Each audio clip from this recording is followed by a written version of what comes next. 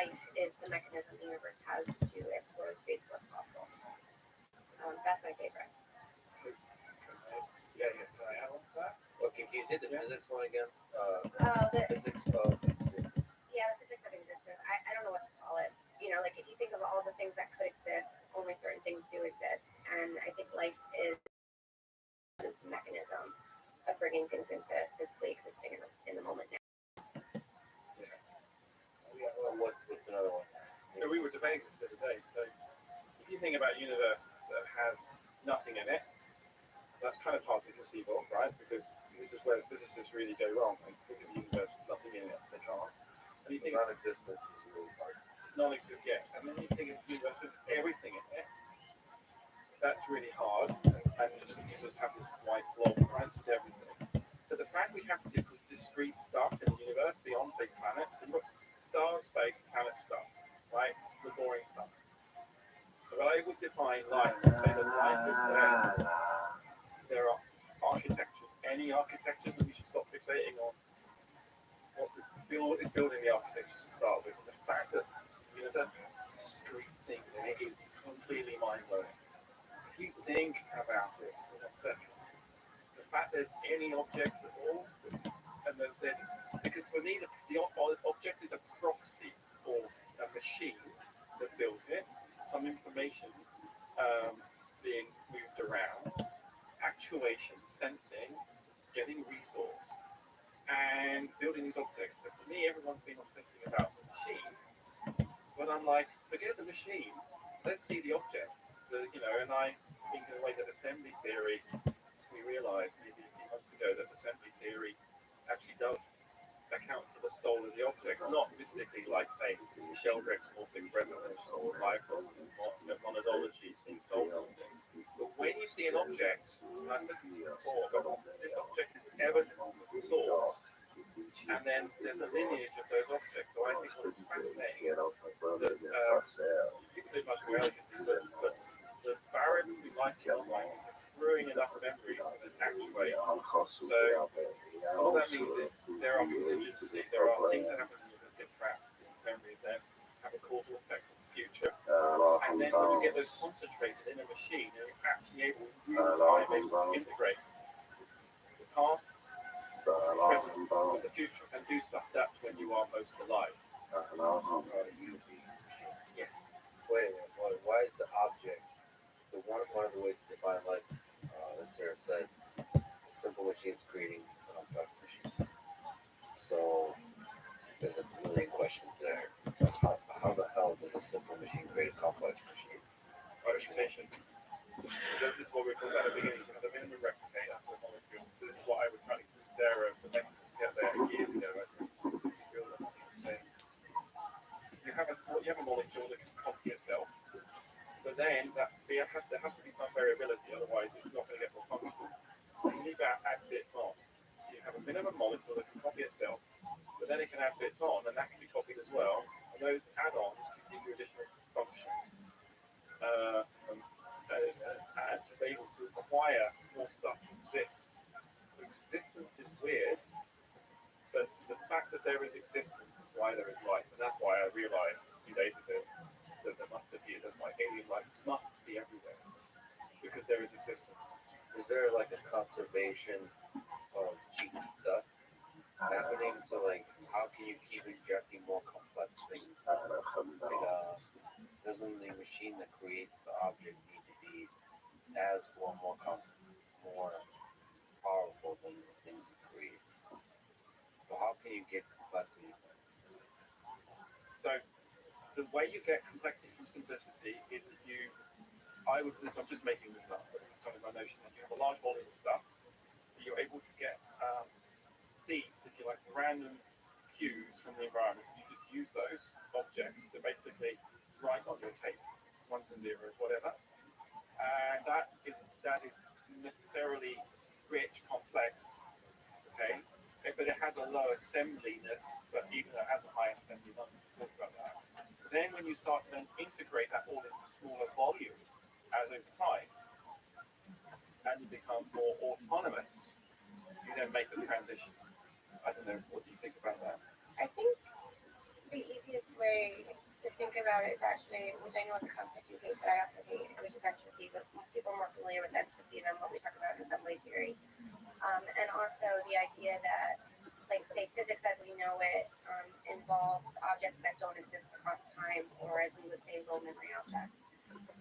So one of the key distinctions that is, Low memory objects. yeah, so physics is all Physicists are low memory objects, but Physicists are creators of low memory objects or manipulators of low memory objects.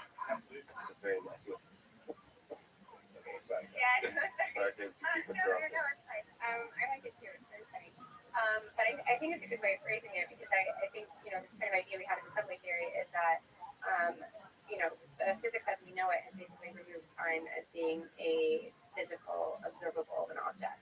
And the argument I would make is that when you look at things like water bottles or us, we're actually things that exist that have a large extent in time. So we actually have a physical size and time, and we measure that with something called the assembly index in molecules, but presumably everyone should have sort of a. Do you want to explain what assembly? Yeah, you know what? Step back and start at the beginning. What is assembly theory? Please send me some slides. There's a big section of paper coming out probably, maybe. Almost. That's also a summary of science. We're almost done. Well, no, we're almost done. The history of science. We are ready to start and You're the machine that created the object. Yeah. All right. So what is assembly theory? Well, I think the easiest way for people to understand it is to think about assembly in molecules. Although the theory is very general, doesn't just apply to molecules. And this was really Lee's insight, so it's kind of funny that I'm explaining it. But okay, all right. I'm ready. You just tell me where I get the check mark minus. But yeah, I know.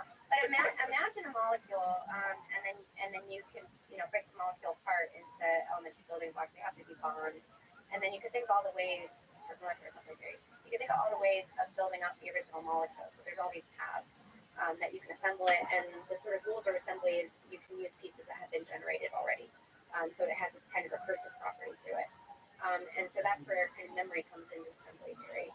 And then the assembly index is the shortest path in that space. So it's supposed to be the minimal amount of history that the universe has to undergo in order to assemble that particular object. And the reason that this is significant is we figure out how to measure that with a mass spec in the lab. And we have this conjecture that if that minimal number of steps is sufficiently large, it would indicate that you required a machine or a system that had information about how to assemble that specific object, because the combinatorial space possibility is getting exponentially large as the assembly index is increasing. So just sorry to interrupt, but so that means sufficiently high assembly index that if observed in an object is an indicator that something like created it, or is the object itself like it? Both. But you might want to make the distinction that a water bottle is not life, but it would still be a signature that you were in that moment, and I might be alive. So, So there would be potentially a lot of arguments about where the line at which assembly index does interesting stuff start to happen. the point is, we can make all the arguments, but it should be experimentally observable, and we can talk more about that part of it. But the point I want to make about it is there's always this intuition that I had that there should be some complexity threshold in the universe above which you would start to say whatever physics governs life actually becomes operative. And I think about it a little bit like we have Planck's constant with, and we have the fine structure constant, and then this sort of assembly threshold is basically another sort of essentially constant of nature. It might depend on specific features of the system, but which we debate about sometimes. But then when you're past that, you have to have some other explanation than the current explanations we have in physics, because now you're in high memory. So things actually require time for them to exist, and time becomes a physical variable. So the path to the creation of the object is the memory. So you need to consider that. Yeah, but the point is that's a feature of the object. So so when I think of all the things in this room, we see the projection of them as a water bottle, but assembly theory would say that this is a causal graph of all the ways the universe can create this thing. That's what it is as an object. And we're all interacting with causal graphs. And most of the creativity and the bias here is because a lot of the objects that exist now are huge in their structure across time. 4 billion years of evolution to get to us. And so, Is it possible to look at me and infer the history that led to me? if Me as a human.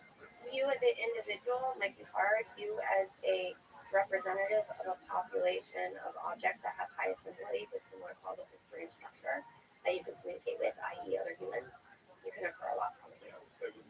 Which we do genomically even. I mean, it's not like we have a lot of information in us we can reconstruct history from.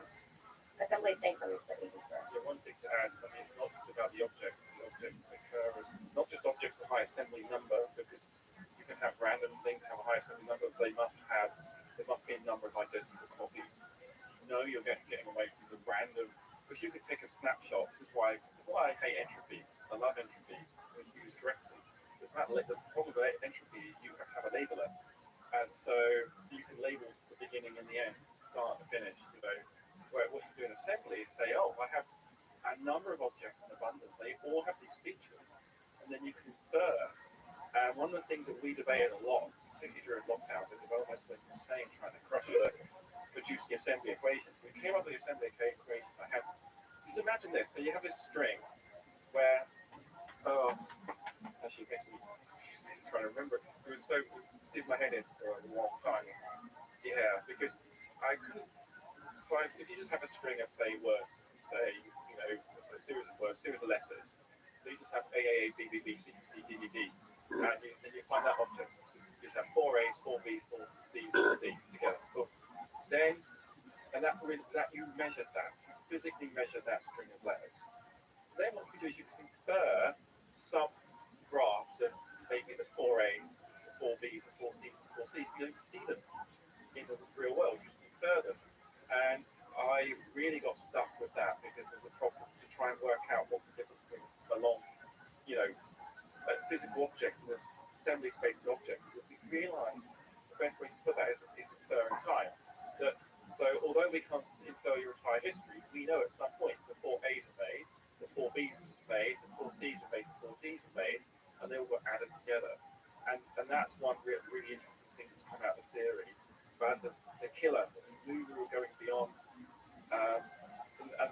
beyond standard complexity theory, which is incredibly successful, is that we realized we just start to measure these things for real across domains. So the assembly index is actually an intrinsic property of all stuff that you can break into components. Particularly molecules are good because you can break them up into smaller molecules, into atoms. The challenge will be making that more general across all domains. So we're working on it right now. That's the theory to do that. The component domains you're talking about basically measuring the complexity of an object in biology, chemistry, physics. That's what we mean by domains. Complexity is tests of Sociology. Complexity of means. Means? Yeah. What was that? Ideas? Yeah. I mean, Ideas are objects. Yeah. They're physical things. They're just features of the causal graph. I mean, the fact that I can talk to you right now is because we're exchanging structure of our conversation. So conversation is exchanging structures and assembly. Well, What is assembly space? When I started working on Origins of Life, I was writing about something called top-down causation, which a lot of philosophers are interested in, and people that worry about the mind-body problem. So the whole idea is, if we have, a microscopic world of physics is causally complete, it seems like there's no room for higher-level causes, like our thoughts to actually have any impact on the world. And that seems problematic when you get to studying life and mind, because it does seem that quote-unquote emergent properties do matter to matter. And then there's this other sort of paradoxical situation where information looks like it's disembodied. So we talk about information like it can just move from any physical system to any other physical system, and it doesn't require, you don't have to specify anything about the substrate to talk about information. And then there's also the way we talk about mathematics is also disembodied, right? Like the Platonic world of forms. And I think all of those things are hinging changing that we really don't know how to think about abstractions as physical things. And really, I think what assembly theory is pointing to is what we're missing there is the dimension of time. And if you actually look at an object being extended across time, what we call information and the things that look abstract are things that are entangled in the histories of those objects. They're features of the overlapping assembly space. So they look abstract because they're not, part of the current structure, but they're part of the structure if you thought about it as like the philosophical concept of a hyper object, an object that's too big in time for us actually to resolve. And so I think information is physical, it's just physical in time, not in space. Two hyper objects, too difficult for us to resolve. So we're supposed to think about of light as this thing that stretches through time, and there's a causation chain that led to that thing. And then you're trying to measure something with the assembly index about The assembly index is the ordering, you can think of it as like a partial ordering of all the things that can happen. So in thermodynamics, we coarse grain things by temperature and pressure. In assembly theory, we coarse grain by the number of copies of an object and the assembly index, which is basically, if you think of the space of all possible things, it's like a depth of how far you've gone into that space and how much time was required to get there. in the shortest possible version. It's not average. Can't you just read it? Not 3D. Can't you always 3D print the thing? No, because I have such fight. So Sarah's team and my team are writing this paper at the moment, and I think we kind of share at the beginning. You were like, no, that's not right. Oh, yeah, and we're doing this for a bit, and then probably we build a theory and build the intuition. There's some certain features, right, of the theory. It almost felt like I was being religious with that. Say, right, you have to do this. Like good assembly theorist does this. And Sarah's postdoc Daniel and my postdoc Abhishek, and they were both it's brilliant, but they weren't like, no, we don't buy that. It is. They were like, well, me actually, well, you're the first to say that you can't explain it. You can't do an experiment that doesn't exist. And that saved me. And I said to Abhishek, my postdoc in Glasgow, Daniel, Sarah's postdoc in ASU, like, I have the experimental data. So when I basically take the molecules and chop them up in that way, the assembly number is never the average. It's always sure that it's intrinsic property, and then the penny drop average. Okay. So I have these things that we have to believe start with what you trust, and then we've done that. And they now have the shortest path. That sort of stuff explains why the shortest path. Here's why the shortest path is important. Average. The shortest path is to identify when the universe is basically got a memory. On average, so all you got to do is say, what is the minimum number of features that I want to be able to see in the universe? When I find those features, I know the universe has had a coherent memory, it's basically alive. And so that makes people the lower bound. That's like, of course, there's going to be other parts. You can be more ridiculous, right? We have other parts, but it's just the minimum. But probabilistically, at the beginning, because assembly theory is built and then measured by a physics, I need to go there. And then I realized physics, and then Sarah realized transmission hypothesis, and then we were kind of fusing that working together. And then it came like, yeah, but if I have enough energy and I have enough resources, I might not make it. I might go longer. I might take a really long path. It allows me then to do something else. So what you do, let's say I've got two different objects, A and B, and they both have different short paths to get them.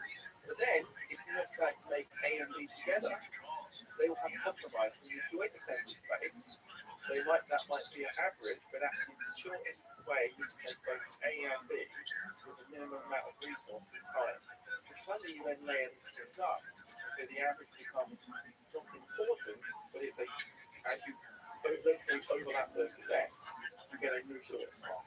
So what we realise time and time again when we do the math, the shortest path is essential, is fundamental, and is measurable, which is mind-blowing. So what we're talking about those in this movie, we'll talk about that, how they definitely is just sort of stuff, how many steps you take, turn to their basic ingredients into the final the high basic, what the shortest way to stuff. And the pizza and the pie together. Yeah. So there's a lot of ways. There's the shortest way, and you take the full spectrum of ways, you can probably an average. Right? That's the ratio between you to make an apple pie. The average is measure the average length of the path to assemble a thing. Does that tell you something about the way nature usually does it? Versus something fundamental about the object, which I think is what you're in the Yeah, I mean, look, we all have to quantify things. The minimum cost gives you the lower bound, so you know you're detecting something, you know you're inferring something. The average tells you about really how the objects are existing in the ecosystem of technology. And there have to be more passes for it, because then you can start happen upon other memories and then sense it down.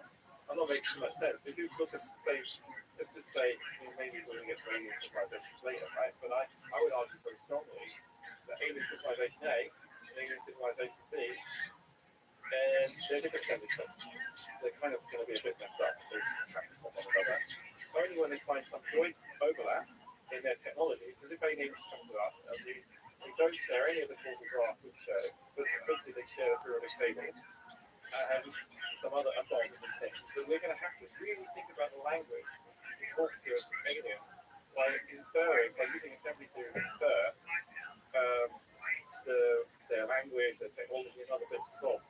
And the short path will help do that quickly. Right, so all aliens with the causality graph have a common ancestor. It's the building block of everything, which is bigger than the universe. So It depends on how far back in time you are. the universe has all the same first graph.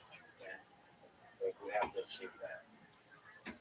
So at least there's not different classes of causality graph. Right? The universe doesn't just say like, here you get the red causality graph and you get the blue one. It's basic ingredients and they're geographically constrained or constrained in space or time, something like that. They're constrained in time only by the virtue of the fact that you need enough time to have passed for some things to exist. So the universe has to be big enough in time for something. So just the one point on the shortest path versus the average path, which I think gets this, is you had a nice way of saying it's like the minimal compression is the shortest path in the universe to produce that. But it's also like the first time in the ordering of events that you might expect to see that object. But the average path tells you something about the actual steps that were realized, and that becomes an emergent property of that object's interaction with other objects. So it's not an intrinsic feature of that object, it's the feature of the interaction with other things. And so one of the nice features of assembly is you've basically gotten rid of, you just look at the things that exist and you've gotten rid of the mechanisms for constructing them. In some sense, like the machines are not as important in the current construction of the theory, although I would like to bridge it to some ideas about constructors. But then you can only communicate with things as we were saying, if you have some overlap in the past history. So if you had an alien species that had absolutely no overlap, then there would be no means of communication. But as we become, as we progress further and further in time and more things become possible because the assembly spaces are larger, because you can have a larger assembly space in terms of index and also just the size of the space is exponentially growing, then more things can happen in the future. And the example I like to give is actually when we made first contact with gravitational waves, because that's an alien phenomenon that's been permeating our planet, not alien in light, but alien like something we had never knew existed. It's been, the gravitational waves we're going through this room right now. But we had to advance to the level of Einstein writing down his theory of relativity, and then 100 years of technological development to even quote unquote see that phenomena. See that phenomena, our causal graph have to start intersecting. Yeah, we needed the idea to emerge first, the abstraction, right? And then we had to build the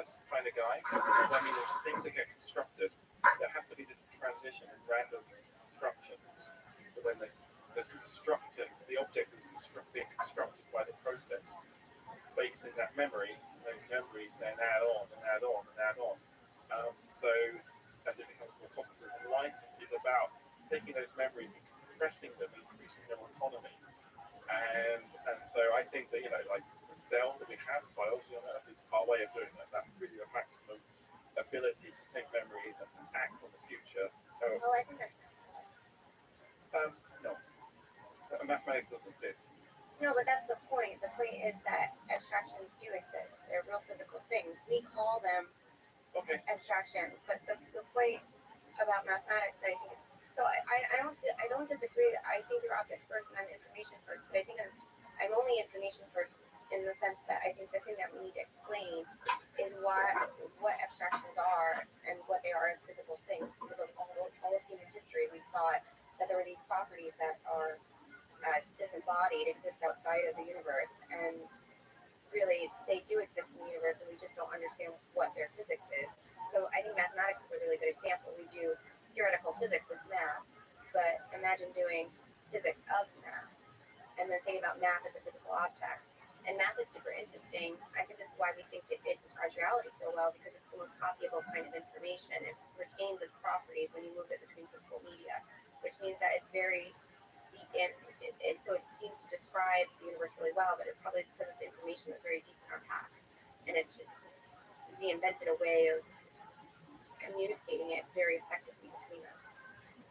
Isn't math more fundamental? Isn't the assembly of the graph? Isn't basically a I sound completely like that. Like assembly theory versus that, but it did. It has to be. Okay. So what is math exactly? It's a nice simplification, like a simple description of what. We have a clear science physicist and chemist. Why to do what? I think the chemist is going to find that. You don't. Go for it. I would say. Lay it on us, please. We're ready. I think the ability to label objects and place them into classes and then do operations on the objects is what that is. So on that point, what does it mean to be object first versus information first? So what's the difference between object and information when you get to that low fundamental level? Well, my view. Well, stuff first, the stuff. And then when stuff becomes objects, it has to invent information. And then the information acts on more stuff, becomes more objects. So I think there is a transition to information that occurs when you go from stuff to object. Yeah. Information is emergent. Not emergent. Information is actionable memories from the universe.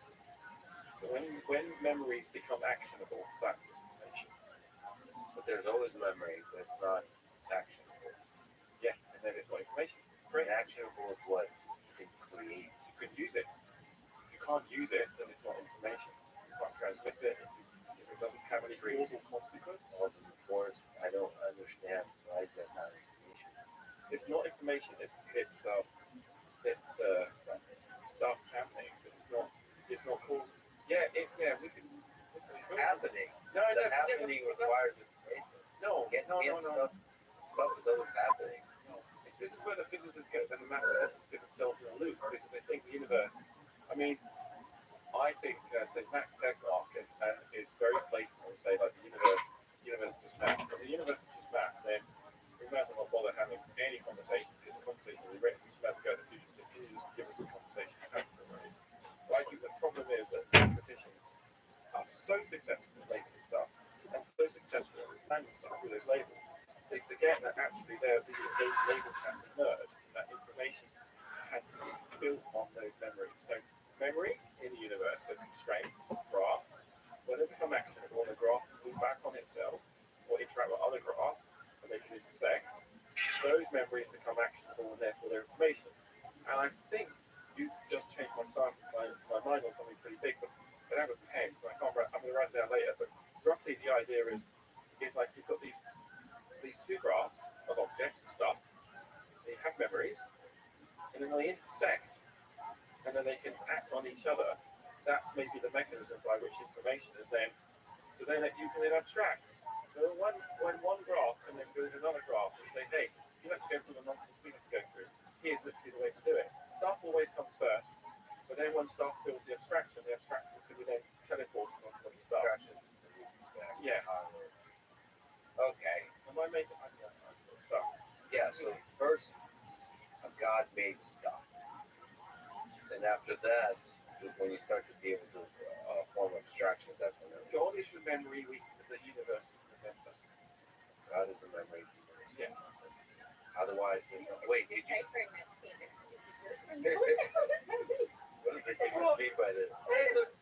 Don't dislike my one-liners. I It took me 15 seconds to come up with that. I don't know what it means. What does it mean? Okay, wait. We do.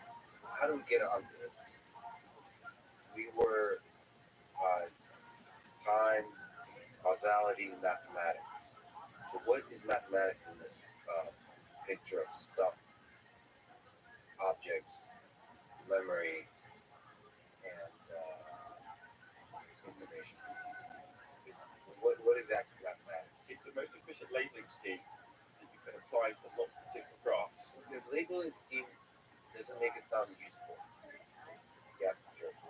And you rejected my definition of mathematics. I'm Yes. shocked. Yeah, no, that's all right. But it's correct.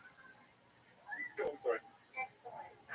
No, I mean, I think we have a problem, right? Because we can't not be us. Like, we're stuck in the shell we are, and we're trying to serve the world. And so mathematics just like it has certain properties. And I guess the thought experiment I find in school is to try to imagine if you were outside of us looking at us as physical systems using mathematics, what would be the specific features you associate to the property of understanding mathematics and being able to implement it in the universe, right?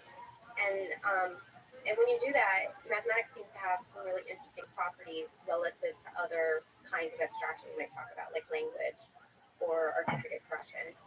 One of those properties is the one I mentioned already, that it's really easy to copy between physical media. So if I give you a mathematical statement, you almost immediately know what I mean. If I tell you the sky is blue, you might say, is it cobalt blue? Is it pure blue? What color blue do you mean? And you have a harder time visualizing what I actually mean. So mathematics carries a lot of meaning with it when it's copied between physical systems. It's also the reason we use it to communicate with computers. And then the second one is it retains its property of actually what it can do in the universe when it's copied. So the example I like to give there is think about like Newton's law of gravitation.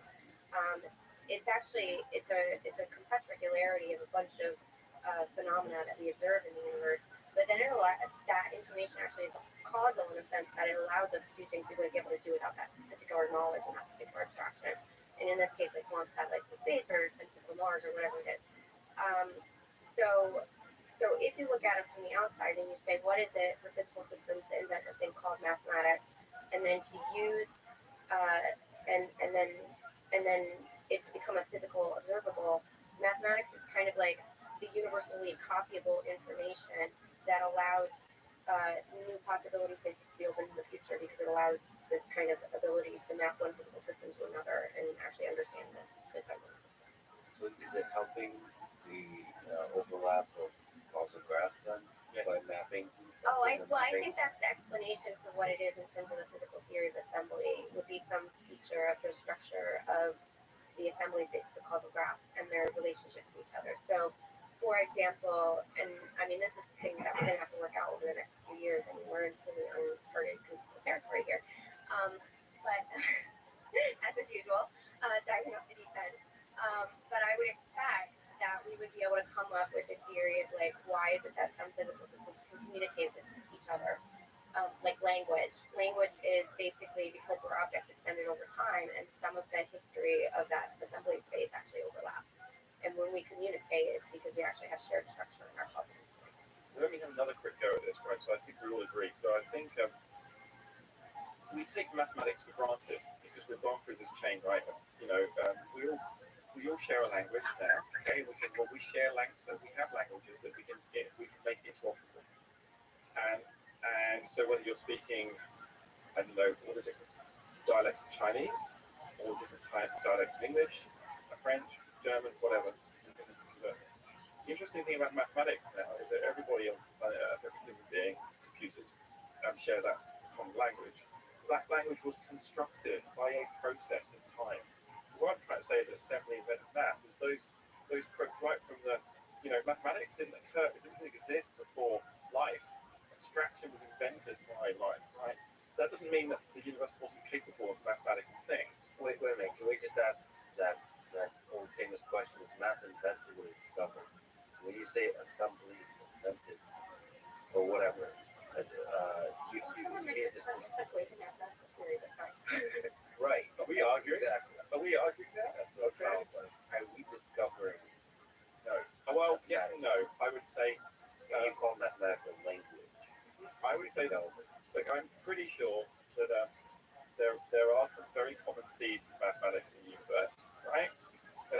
of the mathematics that we are finding now is not discovered, it's invented.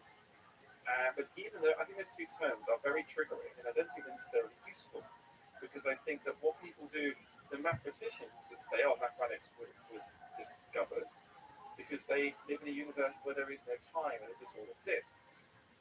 What I'm saying is, and I think in the same way you can create, let's say I'm going to go and make a piece of art. Did I make that piece of art, or did I discover it? Like inventing the airplane. Did I invent the airplane? Let's stick with the airplane. The airplane is a good. Let's say did I discover the airplane? Well, in a way, the universe discovered the airplane. A load of atoms together, a load of random human beings, want to do stuff, and then we discovered the airplane in the space of all of the possibilities. But here's the thing: when the space of possibilities is so vast, infinite, almost, and you're able to actualize one of those in an object, you are inventing it. In mathematics, because there are an infinite number of theorems, the fact that we're actually putting there's no difference between inventing a mathematical structure and inventing the airplane. They're the same thing. But that doesn't mean that now the airplane exists in the universe, there's something weird about the universe. That, so I think that the more stupid thing that I probably more memory required for the object, the more invented it is. So when a mathematical theorem needs more bytes to store it, the more invented it is, and less bytes, the more discovered it is. But everything then is invented. It's just more or less invented. Absolutely. Okay. And it wasn't and the way we're thinking it, when you're thinking about the difference between invented and discovered, is because we're throwing away all the methods. Yeah. So you start to think in terms of causality and time, then most things become the same. Everything is invented.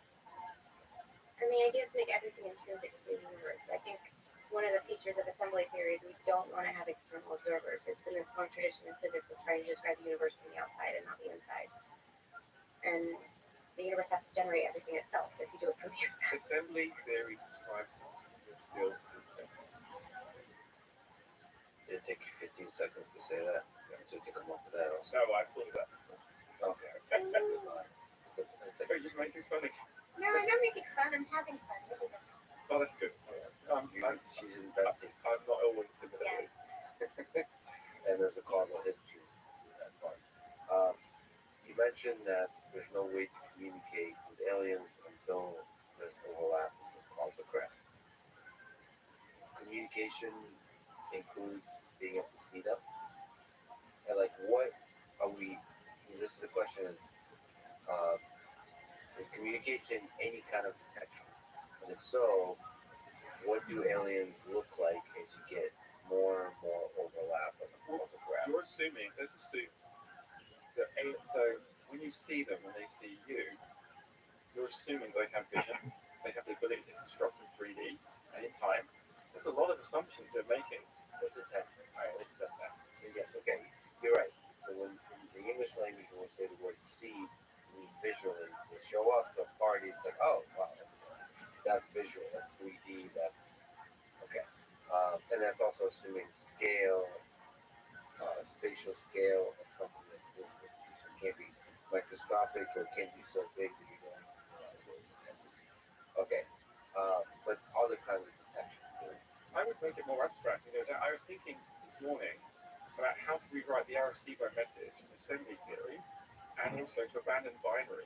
Because I don't think aliens necessarily, why should they have binary? Well, they have some basic elements with which to do information exchange. Well, let's make it more fundamental, more universal. We need to think about what is the universal way of making memory, and then we can re-encode our receiver in that way. What's more basic than dealing with them? Well, it's really difficult to get that causal change. So that's a very easy idea of zero for the moment. It took human beings a long time to come up with the idea of zero. Now you have the idea of zero, you can't throw it away. It's so useful. Discover. Yeah. To discover or invent. I don't know. But it took a long time, so that's it. Right. Yeah, I think zero was invented. Exactly. It's not a given that aliens know what zero is. But that's the one. Massive assumption. If they're useful discovered, like you're saying, if you break the causal chain, there might be some other more efficient way of might want to meet them and ask them. for a shortcut, but you won't be able to ask them. What? So I interrupted you, and I think you're making a good point. And I was just going to say, well, look, Thank you. sorry. Rather than saying, Please, internet, tweet at him for the Google collection. no, okay, maybe it's changed. How do we? So, I don't know what it's like to be an alien. I would like to know. What is the full spectrum of what aliens are to us? Now that we've laid this all on the table of like, all right, so there has to be some overlap, causal chain and led to them. What do we look for? What do you think we should do? So you mentioned mass effect, measuring certain objects, both aliens to create or on aliens themselves. Drop the planet, maybe not a planet, or maybe what the hell is the basic object we're trying Well, to let's cut measure? ourselves a break. Assembly and like that. Let's cut ourselves a break. Let's assume that they're metabolized. They've got an energy source, and they're a size that we can recognize. Let's cut ourselves a break. There could be aliens that are so big we won't recognize seeing them. There might be aliens that are so small we don't yet have the ability to get microscopes to see, far enough away that just to be able to see them. So that's a good range. Let's just make a range of, but let's just be very percentage to say we're going to look for aliens roughly outside. Technology outside. We know it's possible, right? So the reasonable thing to do would be to find exoplanets that in the same zone as Earth, because of heat and stuff, and then say, hey, it's just like the same kind of gravity, same kind of stuff. We could reasonably assume that alien life there might use a similar kind of physical infrastructure, and then we're good. So then your question becomes really relevant, right? The vision, sound, touch. Okay, that's really nice. So there's a lot of aliens out there. There's a good likelihood if you match to the planet that they're going to be in the same spatial and temporal, operating in the same spatial and temporal domain as you. Okay, within that, what what do they look like visually? What do they sound like? What do they? Oh God, this sounds creepy. Taste like? What do they smell like? Smell like that. It sounds like our clubhouse was like, can we have sex with aliens? Which was basically me saying, but it wasn't actually about sex, it was about, is our chemistry compatible, right? Is there some, Yeah. Do we? Yeah. Are they edible too? They could be very edible. that's why I want to see some aliens, right? Because I think, I think evolution, evolution exploits symmetry, right? Because why generate memory? Why generate storage, the need for storage space when you can do symmetry? So, and symmetry is maybe quite effective in allowing you to mechanically design stuff, right? So maybe you could be reasonable to assume that aliens they could be bipedal, they could be symmetric in the same way, might have a couple of eyes, or a couple of senses. We can make that. Perhaps there's this whole zoo of different aliens out there. We'll never get to be able to classify some of the weird aliens we can't interact with because they are made of such weird stuff. But we are just going to look at find aliens that look most like us. Why not? Because those are the first ones. Yeah. I think it's really hard to imagine what the space of aliens is because the space is huge. Because there's one of the arguments that you can make about why life emerges from chemistry is because chemistry is the first scale in terms of building up objects from elementary objects. That the number of possible things that could exist is larger than the universe can possibly make all at once, right? So you imagine you have two planets and they're cooking some geochemistry. Our planet invented one kind of biochemistry, and presumably, as you start building up the complexity of the molecules, the chances of the overlap in those trajectories, those causal chains being built up, is probably very low. And it gets lower and lower as it gets farther advanced along its evolutionary path. So I think it's very difficult to imagine predicting the technologies that aliens are going to have. If you're looking at basically planets have kind of convergent chemistry, but there's some variability, and then you're looking basically at the outgrowth into the possibility stage of chemistry. So do you think we would detect the technology, the objects created by aliens before we detect aliens? Possibly. So when you're talking about measuring the assembly index, don't you think we would detect the garbage first? Like at the outskirts of alien civilizations is just going to be trashed. Uh, I think I'm come back to Arecibo. The Arecibo message sent from the Arecibo telescope built by Drake, I think, and Sagan. How's Arecibo spelled? ARECIBO. Yes. Yeah, and they were carrying it up there. That's the telescope. I sent the message that you're Yeah. So that message was sent where? It was beamed at a star, a specific star, and it was sent out many years ago. And what they did, and this is why I was pushing on binary, it's a binary message. I think it's a semi-prime length number of characters, so I think 27 by 23, I think, and it basically represents human bit, proton, binary, human being, DNA, male and female, and it's really cool. But I'm just wondering if it could be done not making aliens, because you made assumptions that aliens speak binary. Yeah. Make that assumption. Why not just assume that if the difference between physics, chemistry, and biology is the amount of memory that's recordable by the substrates, then surely the universal thing, I'm going to make some sacrilegious statement which I think is pretty awesome, people can argue with. So this is we're looking at an image for the entirety of the message, including binary, and then there's probably the interpretation of different parts of that image. There's a person, green part. It looks like for people just listening, like a Tetris game of Tetris. So it's encoding in minimal ways a bunch of cool information, probably. representing all of us. So the topic's kind of teaching us how to count, and then it goes all the way down teaching chemistry, and then it just says, but it makes so many assumptions.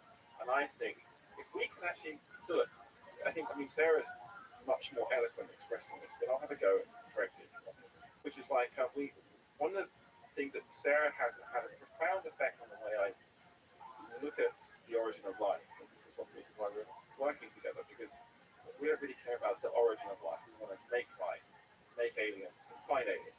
Make aliens, find aliens. I think we might have to make aliens in the lab and find aliens in the universe, right? I think that would be a cool way to do it. So what is it about the universe that creates aliens? Well, it's selection through assembly theory, creating memories. Because when you create memories, you can then command your domain. You can basically do stuff. You can command matter. So we need to find a way, by understanding what life is, and how the minimal way to command matter, how that would emerge in the universe, and see if we want to communicate. If we don't want to necessarily communicate. What I would do, perhaps, if I was sent out lots of probes away from Earth, I have this magic way of communicating aliens, get them quite far away from Earth, plausibly deniable, and then send out the message that would then attract all the aliens, and then basically work out if they were friend or foe and how they want to hang out. The message being something that has to do with the memory. Yes, like the assembly version of Arecibo, so that everyone in the universe understands what life is. So aliens need to work out what they are. Once they've worked out what they are, they then can work out how to encode what they are, and then they can go out and send messages. It's like the universal, the Rosetta Stone for life in the universe is working out how the memories are built. I don't know, Sarah, if you have any thoughts. Whether that you agree with that? No, I wanted to raise a different point, which is about the fact that we can't see the aliens yet because we haven't gotten the technology.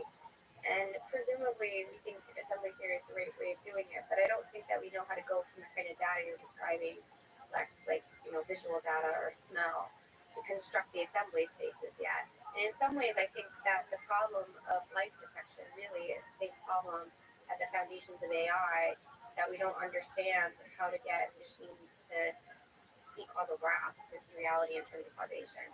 And so I think assembly and AI are going to intersect in interesting ways, hopefully. But the sort of key point, and I've been trying to make this argument more recently, and might write an essay on it, is, people talk about the great filter, right? And which is, again, this like doomsday thing that, people want to say there's no aliens out there, something terrible happens to them. And it matters whether that's in our past or our future, as to the longevity of our species, presumably, which is why people find it interesting. But I think it's not a physical filter. It's not like things go extinct. I think it's literally we don't have the technology to see them. And you could see that with microscopes. I mean, we didn't know there were microscopic tables for thousands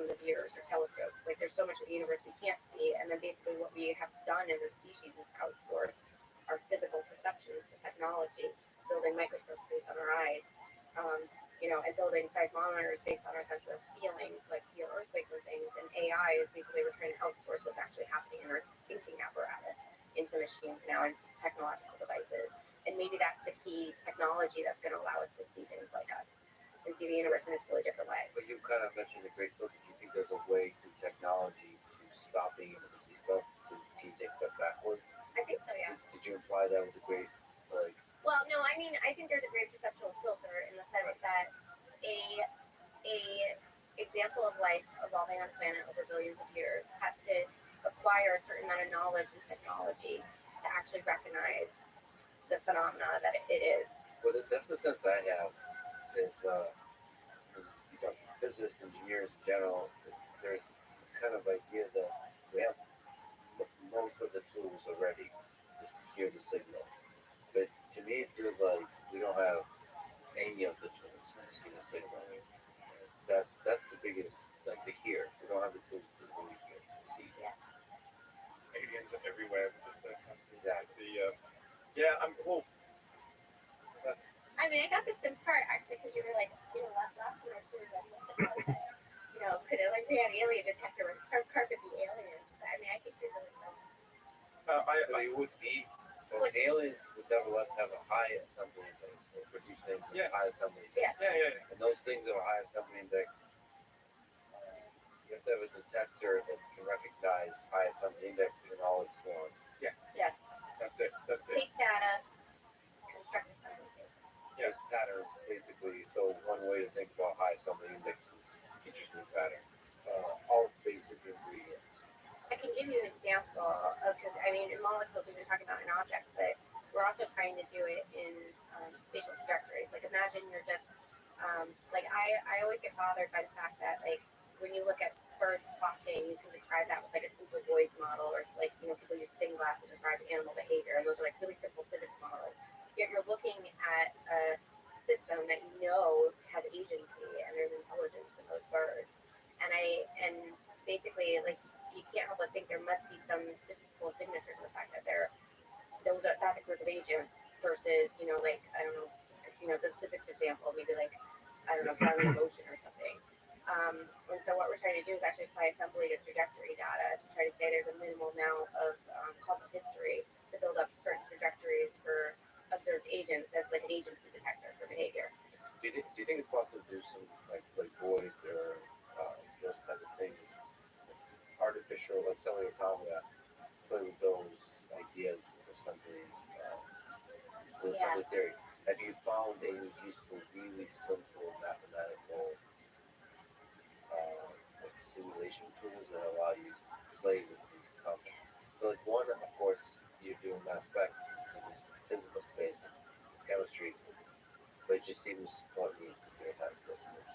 It seems easier to just, I agree with you. and sexier in terms of tweeting visual information on Twitter or Instagram, more importantly, to play like here's an organism of a low assembly index and here's an organism of a high assembly index, and let's watch them create more and more memories and more and more complex objects. So like the mathematically observe what that looks like. To build up an intuition with something. we are building a toolkit right now, so I think it's a really good idea. But what we've got to do is, I'm kind of still obsessed with the infrastructure required. And one of the reasons why I was pushing on information and mathematics, we take a lot of the infrastructure for granted. And I think we have to strip that back a bit going forward. But you're absolutely right. I would agree that I think the fact that we exist in the universe is like see, there's lots of people that disagree with the statement, but I don't think it's terrible. But I don't know. The fact that objects exist, I don't think anyone on Earth will disagree that objects can exist elsewhere, right? But they will disagree that life can exist elsewhere. What perhaps I'm trying to say is that the acquisition of universe's ability to acquire memory is the very first step of building life. And that's so easy to happen, that therefore alien life is everywhere, because all alien life is those memories being compressed, minimized, and the alien equivalent cell working. So I think that we will build new technologies to find aliens, but we need to understand what we are first, and how we go through from physics, chemistry, biology. The most interesting thing, as you're saying, to these organisms, nuclear assemblies, is when you get into biology gets more and more weird, more and more contingent. physics is chemistry is less weird because there's rules of chemistry and rules of biology, and they go like physics where you have a very nicely tangible number of ways of arranging things. And I think the 70 theory just helps you appreciate that. And so once we get there, my dream is that we are just going to be able to suddenly I'm maybe just really arrogant here. I'm not mean to be arrogant. It's just again, I'm sort of hammer or empty and everything's nailed. But I think that once we crack it, we'll be able to use 70 theory plus telescopes playing it. Do you have, Sarah, do you have disagreements with the number of aliens that are out there? And, I do, actually, yeah. Well, and what they look like? Say, of the things we've been talking about, is there nuance? Oh, it's always nice to discover wisdom through nuanced disagreements. yeah, I don't wholly disagree, but I think, but I do think I disagree. It's kind of, there's nuance there. But You can leaving, disagree. no, it's fine. It is nuanced, right? So you made the point earlier that you think, once we discover what life is, we'll see alien life everywhere. And I think I agree on some levels in the sense that I think the physics that governs us is universal. But I don't know how far I would go to say that we're a likely phenomenon. We don't understand all of the features of the transition of the origin of life, which we would say in assembly is you go from the no memory physics to there's like a critical transition around the assembly index where assembliness starts to increase, and that's what we call the evolution of the biosphere, specification of the biosphere. So there's a principle of increasing assembliness, where that goes back to what I was saying at the very beginning about the physics of the possible, that the universe basically gets in this mode of trying to make as much possibility as possible. Now, how often that transition happens, that you get the kind of cascading effect that we get in our biosphere, I think we don't know. If we did, we would know like a little life in the universe. And a lot of people want to say life is common, but I don't think that we can say that yet. So we have the empirical data, which I think you would agree with.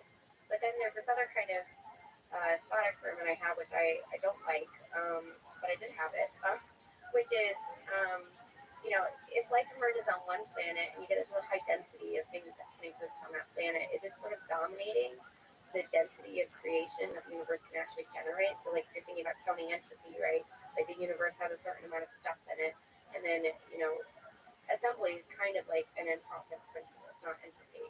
But the idea is that now transformations among stuff, or the actual physical histories of things, now become things that you have to count as far as saying that these things exist, and we're increasing the number of things that exist. And if you think about that cosmologically, maybe Earth is sucking up all the life potential of the universe. I don't know, but I have. How's that? Can you explain that a little bit? Why can any one geographical region suck up the creative capacity of the universe? Just like I know it's a ridiculous thought. I don't actually agree with it, but it was just a thought. I love that you have thoughts that you don't like and don't agree with, but you have to think of them anyway. Yeah. The human mind is fascinating. Yeah, I think these sort of like counterfactual thought experiments are really good when you're trying to build new theories, because you have to think through all the consequences. And then there are people that want to try to account for, say, the degrees of freedom on our planet in cosmological inventories of, talking about the entropy of the universe, and and when we're thinking about like cosmological arrow of time and things like that. Now, I think those are pretty superficial proposals as they stand now, but assembly would give you a way of counting it. And then the question is, if there's a certain maximal capacity of the universe's speed of generating stuff, which we always have this argument that assembly is about time, the universe is generating more states. Really what it's generating is more assembly possibilities. And then dark energy might be one manifestation of that the universe is accelerating its expansion, because that gives more physical space. And what's happening on our planet is it's accelerating in the expansion of possible things that exist. And maybe the universe just has a maximal rate of what it can do to generate things.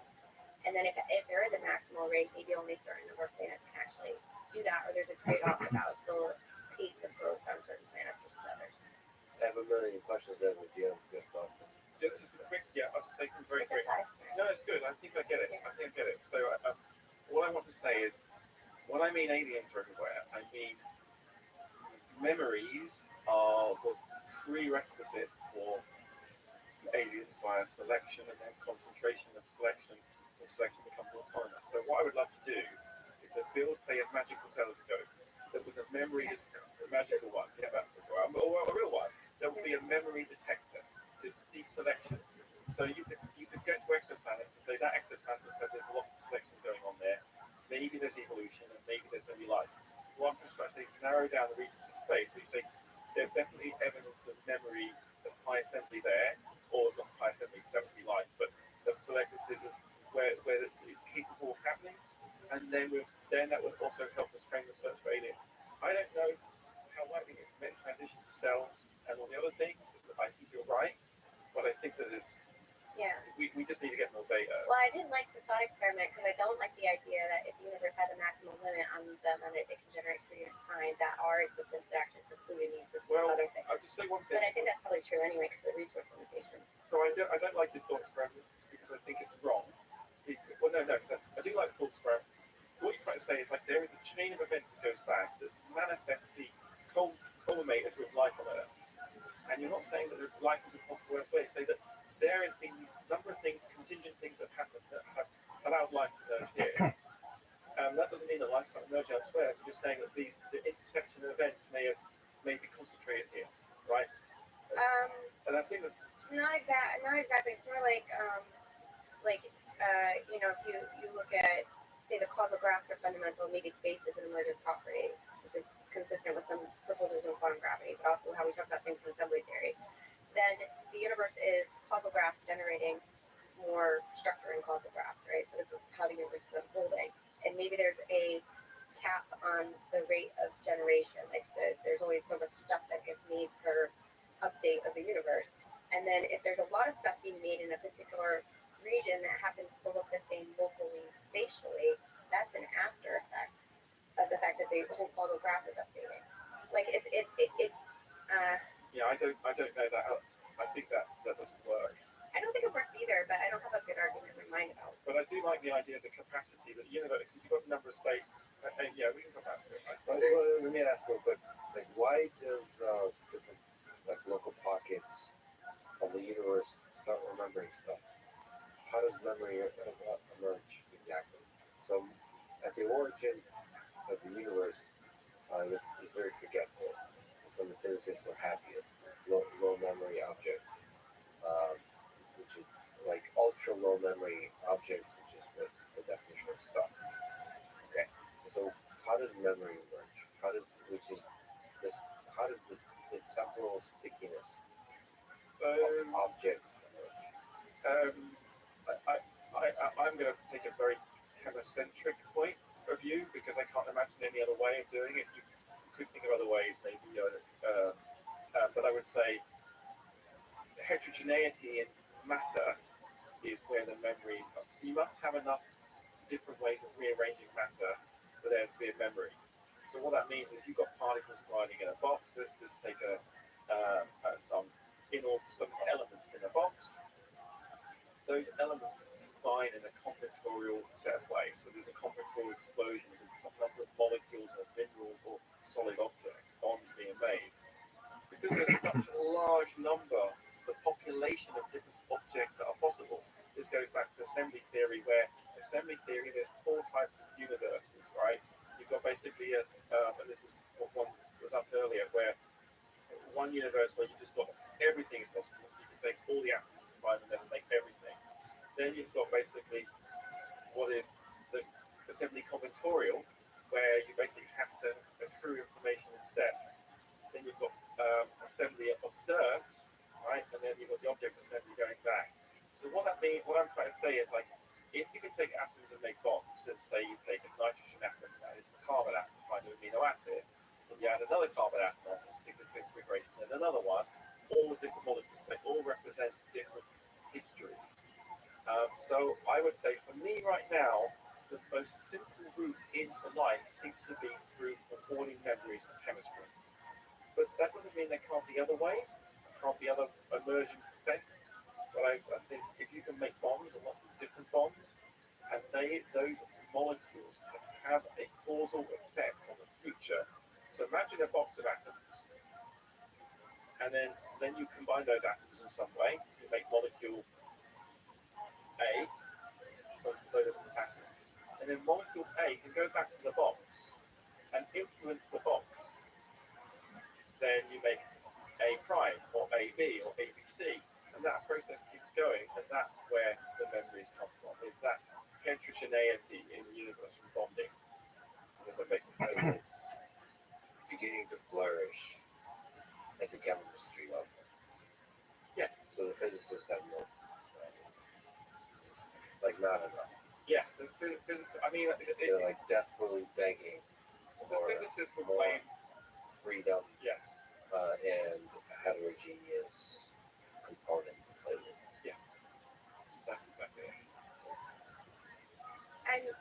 right, I think it's significant that whatever physics governs life emerges actually in chemistry. It's not relevant at the subatomic scale or even at the atomic scale. It's in, well, atomic scale chemistry. But like when you get into this combinatorial diversity that you get from combining things on the periodic table, that's when selection actually matters, or the fact that some things can exist and others can't exist actually starts to matter. So I think of it like you don't study gravity inside the atomic nucleus. You study it in terms of large scale structure of the universe or black holes or things like that. And whatever we're talking about as physics of information or physics of assembly becomes relevant at a certain scale of reality. And the transition that you're talking about, I would think of as just when you get a sufficient density in terms of the assembly space, of like the relationship of the overlap and the assembly space, which is like a feature of common memory, there is this transition to assembly dominated physics, whatever that is. So like about. And we're trying to map out exactly what that transition looks like. We're pretty sure, some of its features, but we haven't done all of it. Do you think that if you were there in the early universe, you would have been able to predict the emergence of chemistry and biology? And I ask that because at this stage, as humans, do you think we can possibly predict the length of memory that might be able to be formed later on in this populated universe? Like how complex is what is the ceiling of something?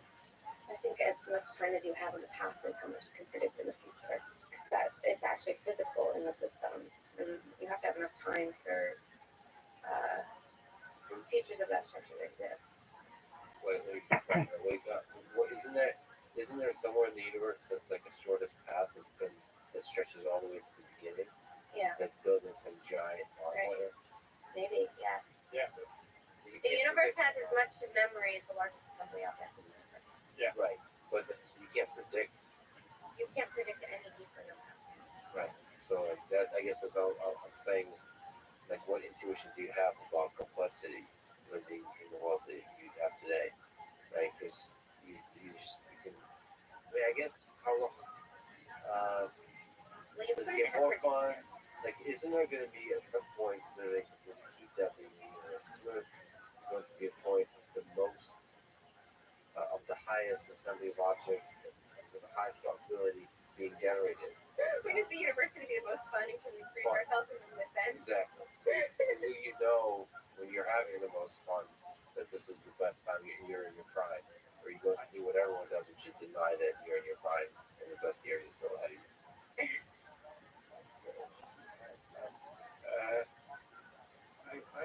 I mean, the problem is there's lots of really interesting features here. I just want to mention one thing that might be, is that I do think assembly theory applies all the way back to subatomic quantum particles. And I also think that cosmological selection might have been actually, there might have been I would say it's really boring bit, but it's really important to a cosmologist that the universes have gone through. Was it Exponent who proposed this? Maybe that there is this, the universe evolved. You've got the wrong constant. Start again. And they're both productive constants where you can allow particles to form in a certain way and get propagate to the next universe and go again.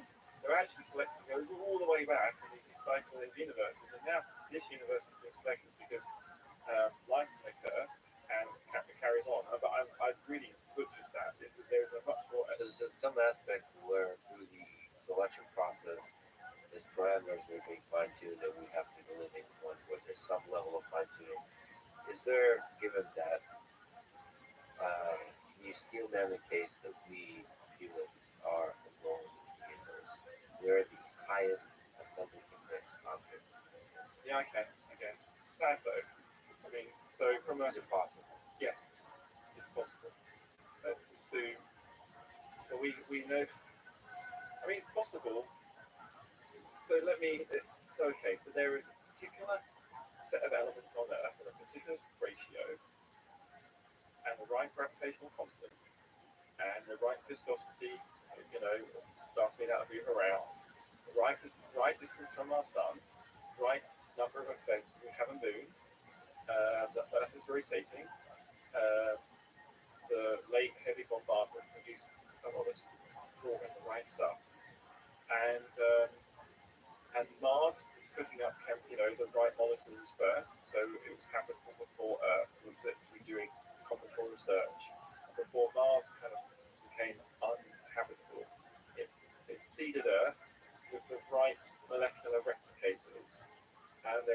find stuff on Earth, and that's how the miracle of life occurred.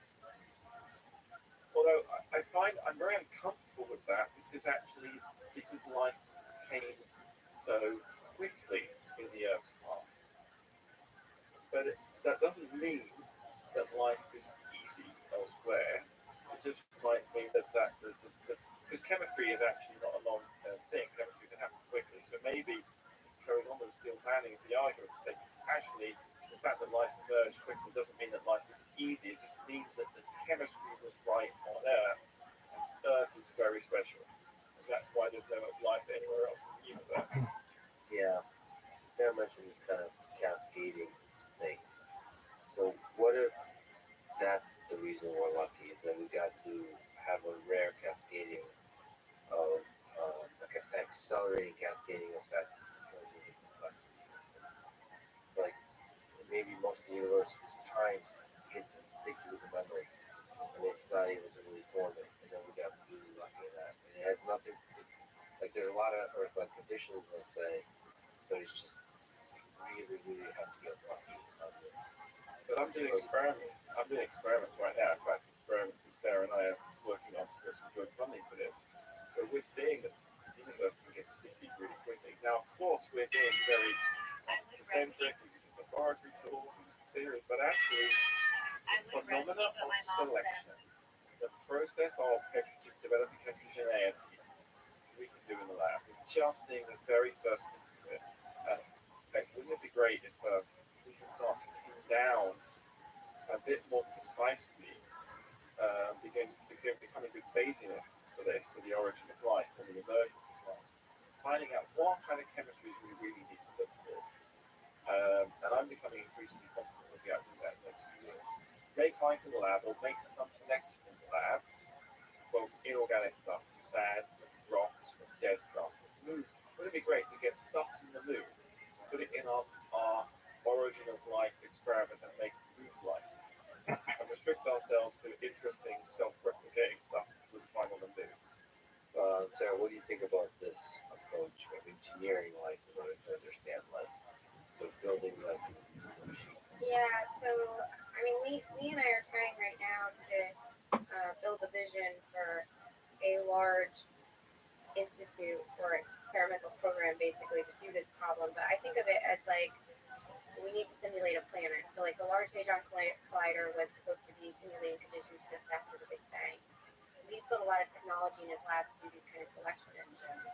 But the question you're asking is how many experiments do you need to run and what volume of chemical space do you need to explore before you actually see an event.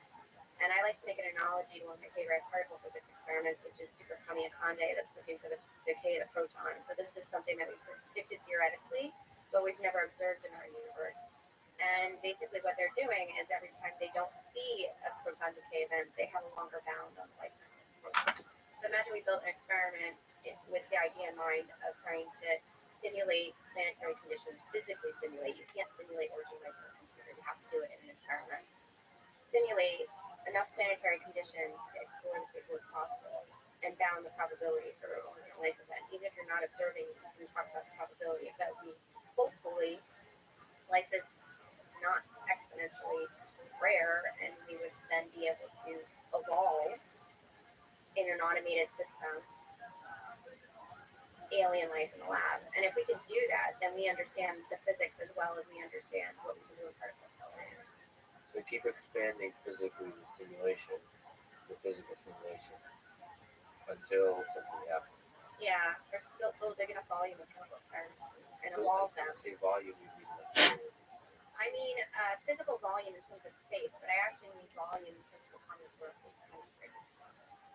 So, how do you nicely control the combinatorial exploration in surface space? Such that is always like you keep grabbing the low-hanging fruit. Yeah, how do you build a search engine for chemistry? I For aliens? explain it well. We can carry on this. I'll just say that. Yeah. So the way to do it is, we'll wait later because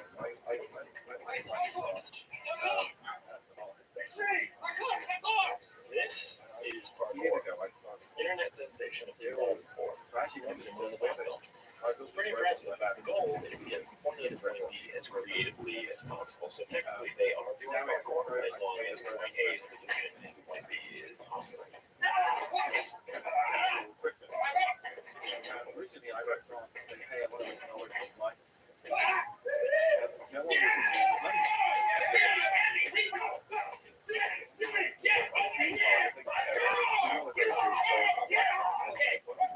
money. So I sent around molecules that are interesting. Okay, we all go together, or we go one at a time. Here it is. Here it is. Truck to refrigerators to dumpster. 360 spin onto the pallet, backflip gator into the trash.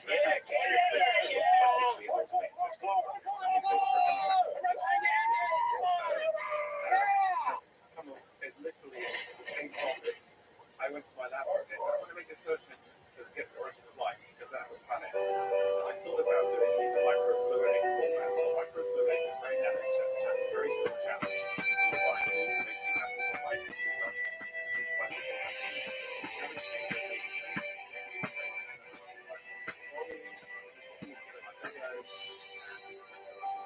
I could never get it to work. And I realized I had to make chemistry at the kind of test tube level. And what you want to be able to do, Is there anything else? I could go to like those tweets, 1981. 1981, the computer, we're looking at a tweet. 1981, the computer Yes. was So those files on Kevin's desk, we'll put them all in random order. And come back here in the next design concerning their oil. This is the last day of our summer interns. Yeah, It's been nice. We haven't had interns in a while, ever since Michael's Monica Lewinsky incident. He didn't do anything sexual.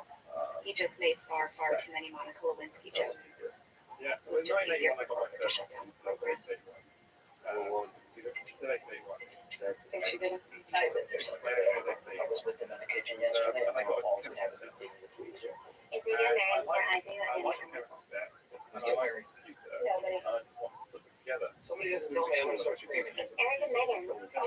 Hey, I hired them. Matchmaker. Places like Spaniard Fly. I'm not getting married. It's just talk. Everybody will love this movie. Then Welcome to know it's just gossip. I invented the computer just because I wanted to build this origin of We life. haven't told anyone that I'm pregnant. Well, like being unmarried. The opinion test you Knocked out by some guy. Yakety yak. Yeah, we don't want them at the wedding taking gifts being marched down the aisle by my dad with a shotgun. And that's what I think Sarah and I are very Nope. deeply about. No shotgun. There's more money being spent on Can't back out now. the origin of the gravity of the Higgs boson and the origin of life, right? And the origin of life, I think the biggest question, or not the biggest question, it is a big question. Let me finish this thought. The possible, you got The most definitely this. He's been asking around repeatedly for weeks. She finally said yes. We're on a group date the other night. It went very well. like It's your job to tell me things. I guess I have a faith and trust. I think it's because of my low cheekbones. Well, okay, what is it? What can I guess? I hate being left out. Whether it's not being picked for a team, or being picked for a team, and then showing up and realizing that the team doesn't exist, or that the sport doesn't exist. I should have known. Poop ball. The experiment is already. Oh man, I know how you feel. Third wheel. I have been the third wheel so many times in my life. My mom told me something she said the third wheel is what makes it a tricycle. What are you talking about? I am talking about your birthday with making it. Well, no, I know. Actually, well, didn't Stanley tell you? I just think that Stanley was on your group date. not obvious. Stanley was with his wife. I waved at him, but he didn't wave back. Necessarily.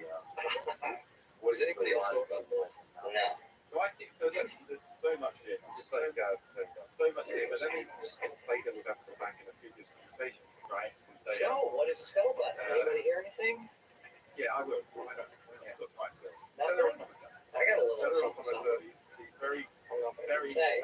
typical Just keep it to yourself. Stanley's having a midlife crisis. black or white. I think that's the middle of his life, Crazy time. especially considering his height to weight ratio. Very. Well, apparently, like, he and his wife nice were out dancing at a club for young people. He's out of town. And Who? I would Stanley's argue wife, Terry, that almost she's at an interior decorating those expo in really Philly. exist on Stanley their own. makes crowds They with the music. well, You should check it out. is that what a computing device is a piece of paper and abstraction, a mathematician or a grid, or a framework? Yeah. So I would argue that CA are beautiful things, simple, Stanley's wife is out of town. complexity is borrowed. Oh, was he? What, who? His sister? Right. So let's take the same argument. I don't get it. Why is the sister And what you need to be able to do is go out and it's fine to go out and look for CAs with clarification. Let's find some CAs that emerge in our universe. And for people just like to drop a little listening in general, what we're looking at cellular automata. I am very happy right now, thrilled perhaps, to be a part of the office, to be a part of the conversation. When you have somebody's attention and their eyes are lighting up because they are very interested in what you have to say, that is a great feeling. And I experienced that firsthand today. It is wonderful to be the center of attention. That and that are the same level. Shapes that look like they're organs, that have much more information, A pencil. that have You much could do it in more crossword puzzle. complexity. What's that letter? Right there. Same letter here and there. What haven't you guessed? T. T. Yes. Yes. That is a T. And there's another one right there. Just sound that out. You're almost there. Hey, Stanley, where are you going, big guy? Up for good? No. I just had a quick question for you. I cast him before we had ever before a woman who could dance, beautiful woman. Pays $5 million. Duty required. Like massive grid, shake the sand, shake whatever. And then, we know what happens to you. We know how to use it. We know the operation, we know the grid we want to get there. You then say, okay, how can we generate this recipe in the lab and make life more? No. Stop being polite there. Okay? Stanley, Now we have to take you having an affair? periodic. That is ridiculous. So, and then we can start to basically say, okay, how difficult is it to Pictures in terms. They told me they saw you at the club, So and they all I said think it was they're definitely right. clearly It's just basically cheating. In fact, we have to racial profiling gossip. I'm doing right wrong. I know. Right now. Oh, But I'm right. That's On the planet. so Years. stupid. They're gone from the live with that. But maybe money is kind of grid. Computer grid. Or is it like the grid in the business company? Just do it. Sarah said something which is they can't simulate the work of trade in their life in a computer, so like in simulation. Wait. Where you said it very confidently, so It's true. Yeah, but I'm going to go break it off. That's where I'm headed right now. Oh my God. Wait a second. People often say they're going on sales calls and then go someplace else. That's not cool. I just need you to promise not to say a word about this thing anymore. Michael, please. And you have to simulate all the features of the photograph, and it becomes computationally impossible to experiment. because you have physical space, you have all the That's what you have the memory. It just depends on how many I eat. Confidential, and that's pretty weird. Yeah. What do you mean exactly? Well, the fact that she apparently is eating and eating there. It's easier to have the physical experiment. Really? We are literally, I would view the physical experiment almost like How do you untell we're something? just You outsourcing, can't. basically, we're just outsourcing the Can't matrix. put words back in your And mouth. on your point about the experiment being You spread also false gossip an example of life, so that people it's think almost that like when I everything that's design been said like is all that true, all of us are including Stanley's active processing information across time, and so everything we It's like the Anasparticus. like I have seen that movie half a dozen times, so it's like you want to try and I to still pinch off don't know as who the real much as you can Spartacus of the is. information And in that is what makes that movie experiment. a You classic can't pinch off whodunit. all of it to move it to like a different timeline. It's always a timeline, but at least you can control how much information She's is there, right? anorexic. See how much of that particular Nothing can be detector done. that You just have to starts tell everybody generating for its best. own template. You know where it starts, worried about and then him you want to try to see it take because off she on its is own not when you try to push it off. last year. He likes it. Got it. But Andy, the Yeah. gay, Andy Bernard. And now we're back. All right. You talked about the early days in the universe when there was this stuff about light and causality. We immediately supplied the causality to the What happened before? What? So, you would. What's outside? I like the tea. Oh, I bet you like it. Yeah. I like it a lot. I love tea. Did you like it as much as you like many butts? What? Because you're gay? If I can't do an experiment, we can take an experiment. You're probably right. Guys, you began running with someone from high school. This is not the first time I've heard about me being gay. I've gone twice before, actually. That's a weird coincidence. Your A little too weird. I agree. I was I don't think you wonder it was not a coincidence at all. Whoa. Which it is. If there was a Would make you wonder. bottleneck, You're the which robot. is complicated, Okay. it's very hard to ask to do an experiment, even if it's once beyond my mediocre Do you think it's true? Do you intellect, think right? that It's fine. I'm happy to accept that. But are you attracted to I other actually think there was something before the Big Bang. I will say that I think the Big Bang just didn't occur in a very serious time frame. I'm Big Bang. happy to be trying Yeah. There's no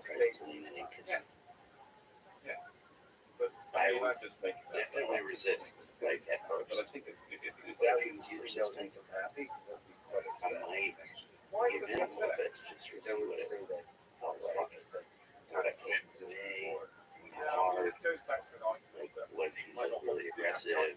If you resisted, I was talking to Sarah earlier today about a Still- argument we had about time a long time ago. you need to get to it. This is not real Brad Pitt. This is What I like would, I think there is a fantasy. thing of time or sacred in the great space. It's just a And scenario. outside of space, but they create space. I wish So, I I could mean, help you. you can imagine there's states being created all the time. You might be And gay. there is this thing called time, like the clock. What exactly is my responsibility here? To comfort insecure heterosexual men that can't possibly fulfill. How far along is it? And so, what you refer to the Big Bang, the Big Bang occurred at some point when those states were there.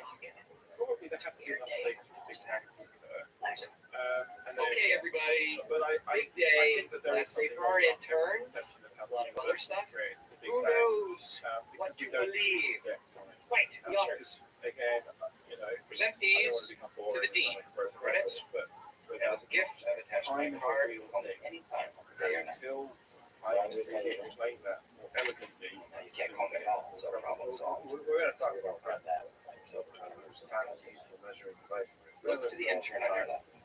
Now to your right.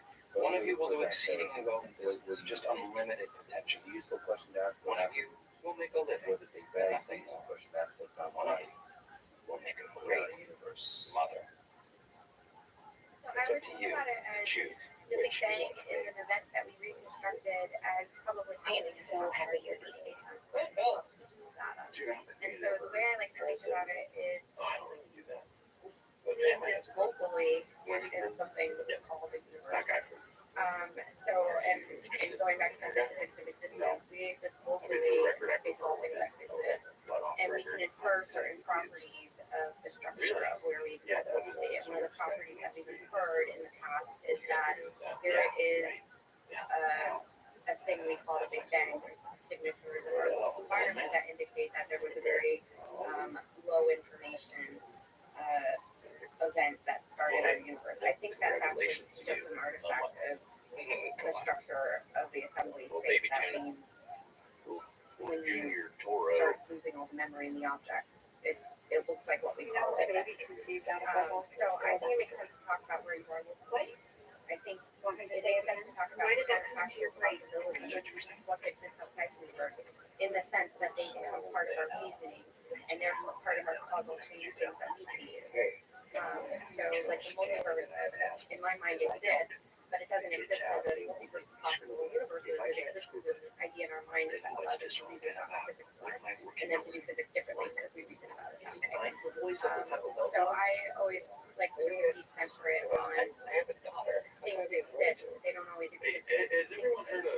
rumor about this also there. thinking about things that Yeah. You know what? Let's discredit these rumors. Yeah, sure, but who's been saying all that stuff? It's not important, Jim. I just think we shouldn't listen to any of this crap. Sure, but we should get to the bottom of this. Let's pick a rumor and trace it back to the beginning. I need to do mine first. There was Who's been saying that there's another person inside of me working me with control? I heard that. I heard it from Aaron. That would imply there is something I heard it barrier from that Michael. filter. And that's what you were saying. Right. I'm agnostic towards Michael? I just don't think that. Like, I just He's over here. Where are you going? that allow us to do like that optimism. So I tend to draw the boundary on something I actually being scientific ones because I find that that's where the most creative potential is to impact the future trajectory of what we're doing. Don't get on it. Don't get on. Do not. Michael. Step away. The time to reset. Okay, I made it all up. Limited perspective. And so Even the fact that I'm gay. Yes. But you can think. But guys, I'm a victim here too. Okay? People have been saying that I'm a J. Crew model. No, you said about Jim. Jim, no. I spread the rumor that somebody here was a J. Crew model, and I was referring to myself. How is that a bad rumor? Because a lot of people think that models, even though they're very attractive, are somewhat vapid. It's centered in that quite a bit. Michael, why? Why say these things? Why make like eat disorder, Stanley's affair, me being a smoke stall? You told everyone else having an affair. Okay, here's the thing. There was one true rumor out there today. I didn't want everybody to know what it was. So all of you are off the hook, except for this one person. Well, then what's the one true rumor? We have a right to know. And I did. One true rumor Well, I think I said it earlier. that's going to ruin this person's Like life something that is that I am pregnant. I knew it. I know it. Like, enjoy breasts or a tiny bit bigger. No, I mean, like, She has a new bra with padding. But then I thought, Pam doesn't need God, but I think most of the theological arguments are always about whether something has to exist, whatever it is. vaccinated with the father. But I think there's a lot of All right. You know, this is not the truth. And you can't follow the sword this way. generates. The real thing is that Stanley Hudson had an affair. Yes. Well, yeah, Actually, well, I think we can prove it. Yes. I imagine like a black box, like a machine. That's then how we call it God. Pam, look at that. That is the inside of your vagina. It's clear why we were trying not to tell people. That's clear now. If the cell in the rules, that doesn't feel like God. There's a machine like that that runs the cell and sets the rules, then that's also God. That sort of terminology. So I wonder if there's like a machine that's required to generate the signal. It's very We should have realized that you are an equal part of this. I said earlier, I think I said this earlier, that I Yes. pray. Michael, Aaron has similar Does God exist in our universe? You call Yes. Stanley's wife? When does God exist? God at least exists in our Just to make sure she's in at our home. mind. Oh, Particularly people who have no, I have to take it. It religious seems suspicious. faith that If you you talk to her, you're going to tell her about Stanley, and that's going to seem more suspicious. No, I can do this. Is there a Yes, I mechanism can. I'm going to tell her God? I would that say I need God to redecorate the did not home exist in the and beginning. out. We'll haggle about money, and I'll go back down, and then I'm going to talk to her. Until So you don't know. things going on. That's terrible. Like, Hey, what up, this Cynthia? could be us in our minds trying to like just go listen to gravitational waves. Detecting gravitational waves. It's the same thing. Just hang on a second, Cynthia. Go back further and further into our memory and try to understand the machines that make up us. So it's possible that we're trying to. It turns out that Terry was already suspicious because she had caught Stanley What kind and of Cynthia a machine few months could ago. be?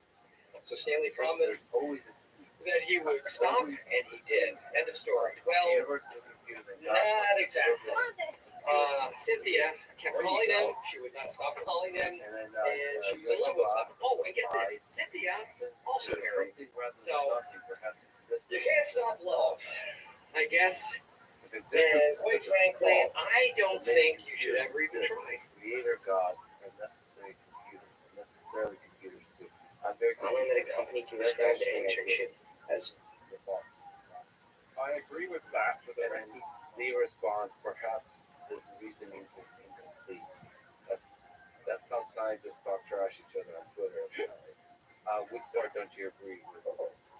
when he said existence is the fault that many computers exist, this comes back to the inventor and discovery Thanks so argument. much for talking to me. Yeah, sure. I would say the I'm universe going in was for a beginning was procedure today. capable Is everything of okay? Yeah, computation. it's routine. I'm just a little bit scared. I'm State. sure everything will be fine. What you're saying is What's the God procedure? is Landscape.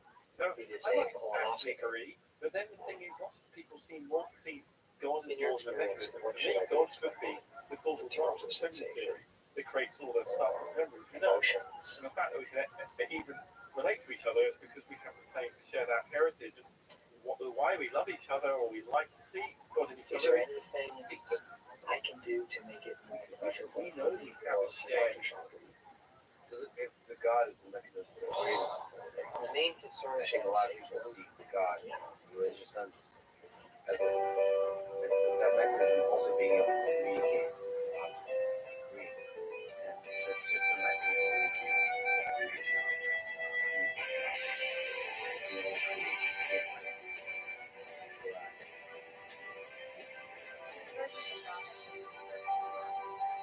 You know, So, Michael, you give me a rundown on the for some other things, but you know what? yeah, but I like your analogy of the machine, right? Big guy.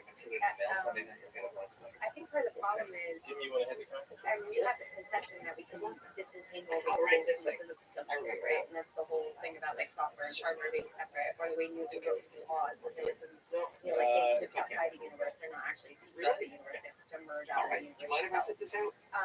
I have So so much I work would to do. I feel like I'm gonna blow my merge brains out. the two views, then it gets back to the God is the universe, and then I think the deeper question is why does it seem like there's meaning and purpose?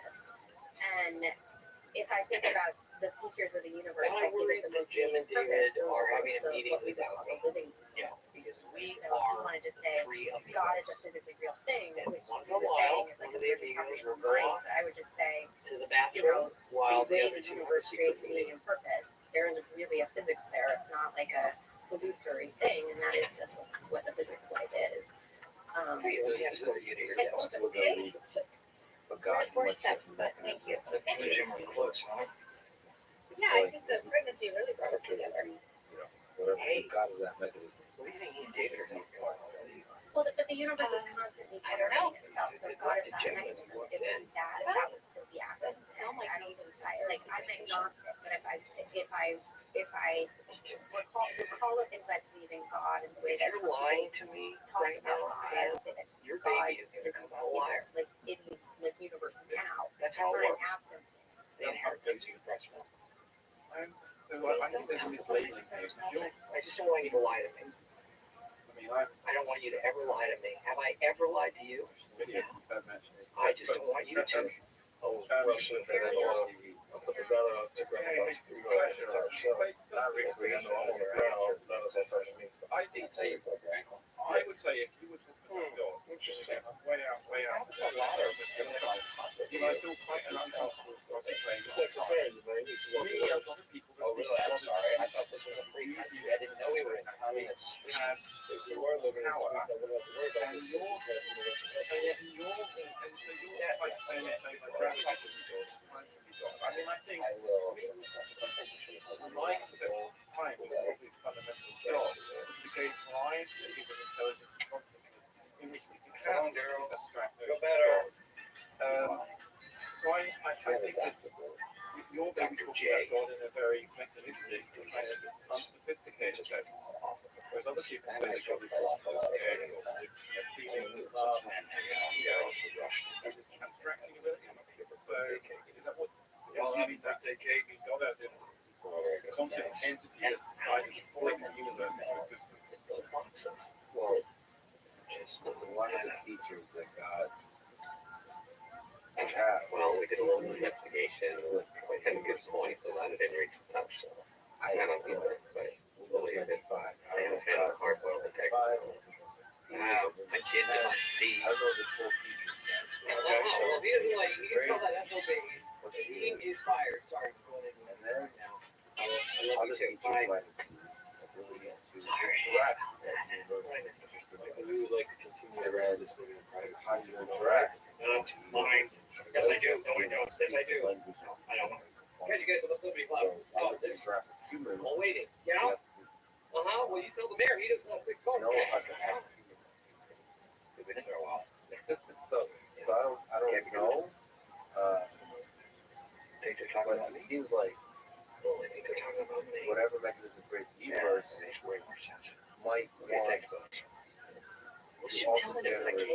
job, that's cool pocket, but that's bull crap. Although it has been chaotic lately. Corporate shut down the Buffalo branch, which left us to absorb all of their clients. I will tell you, there's been Well, I was work going to say, I mean, every day I don't, to come on referring to Saturday our original life, I retrieve. God, but I I don't left think I don't myself want to be on. one. Well, I want to make you make a life more. So jealous of what those. What I mean by that is, Listen, I just wanted to confirm that you're not coming to a wedding, which is totally understandable and more than fine. Glenn? I don't know, he hasn't RSVP'd yet. We invited everyone in the office to our wedding, even though we realized most people wouldn't be able to make the drive to Niagara Falls. I mean, first of all, Then Michael told everyone they could have Friday and Monday off if they came. So now people have to decide if they want to come to our wedding or have to work. Here's the deal. I really want to go, but I'm not going to go if Brian doesn't go. It's kind of a waste of time. And that came out wrong. It would be awesome if you could try to get him to go because we'd really like to be there to support Jim.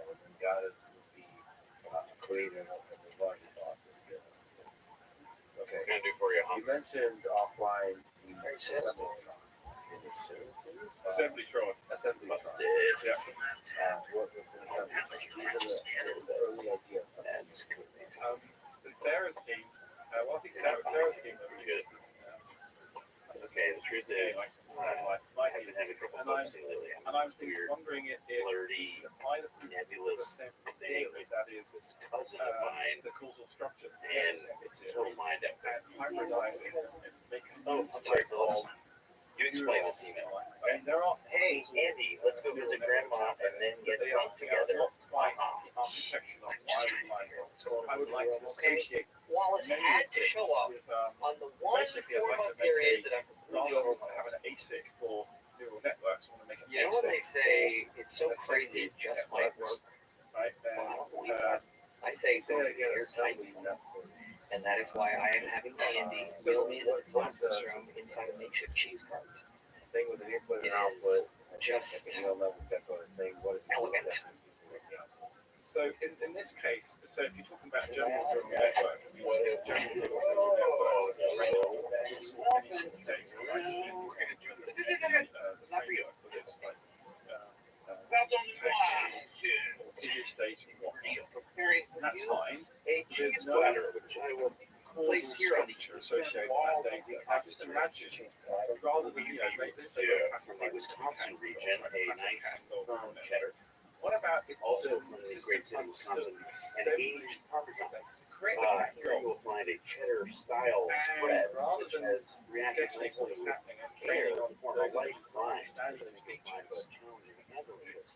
At that point, I would recommend you take it to a fix shop order to the great city going back a of step Illinois. and doing Where you will find training, fine back a step and doing the training, if I back may a be step, so back a bold. step, back a step. It's a lot of fun. And I wonder if that is Dish actually the origin of with a little intelligence swing. or how we will crack intelligence. Because we need to, because we'll create the I should entire go. graph of events Thanks for this. and be able to kind of look at all the text speaks to the graph. I'm explaining it really badly, but it's a genius idea. I'm guessing very smart, very rich people in AI are already doing this. Trying to not generate cats and dogs, but trying to generate things of high assembly. Yeah, and I think, and also Hey, causal you graphs just walked in right past me. neural networks, machine learning, deep learning, maybe building a new architecture. I'm just wondering, is there something we can get out of assembly theory that allows us to rebuild current machine learning architectures to give organizations achievement? I mean, I don't know if that's would be the question as to why. We try to finish the theory GE first before we do anything else. 40 is my tire pitch. They're in the training. Say I've been all life. I'm rebuilding that 20th century steam engine slaughterhouse. And I think it's a really interesting idea. I think it's like Yeah, it's just a run-of-the-mill slaughterhouse for sure. behavior is a learning process. You're learning as a careful, you're Using crutches.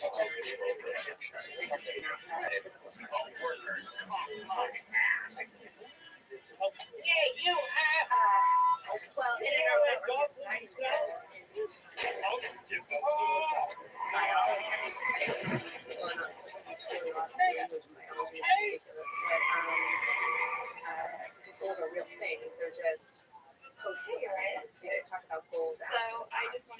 what something emerges and stuff like that.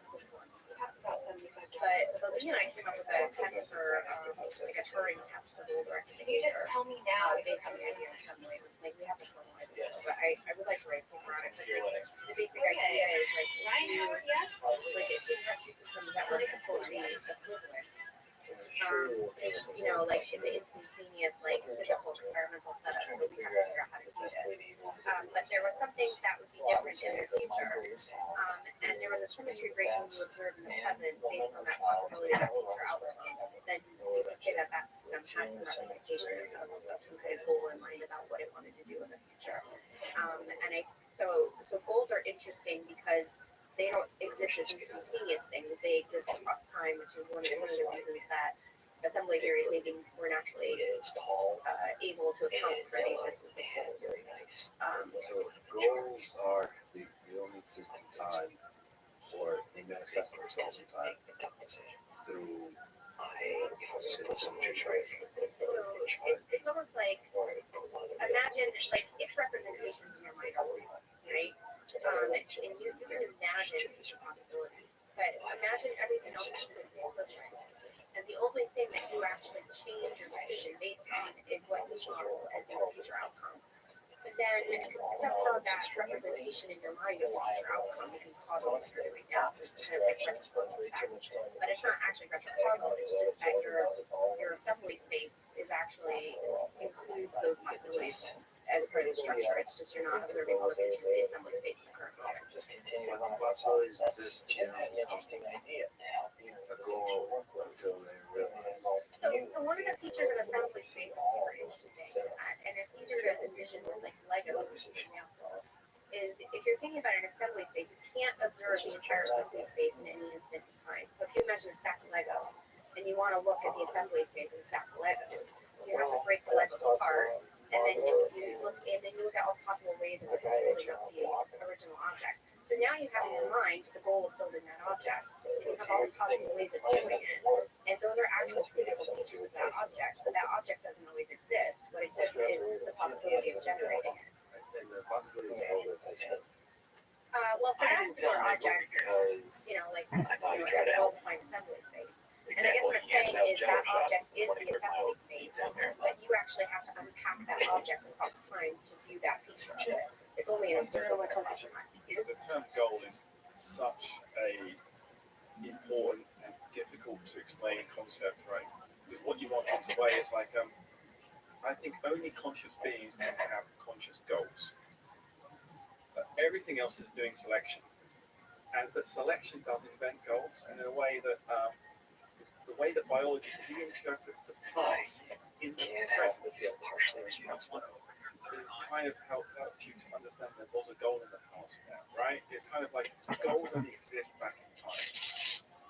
So, Pick me up. those are the best.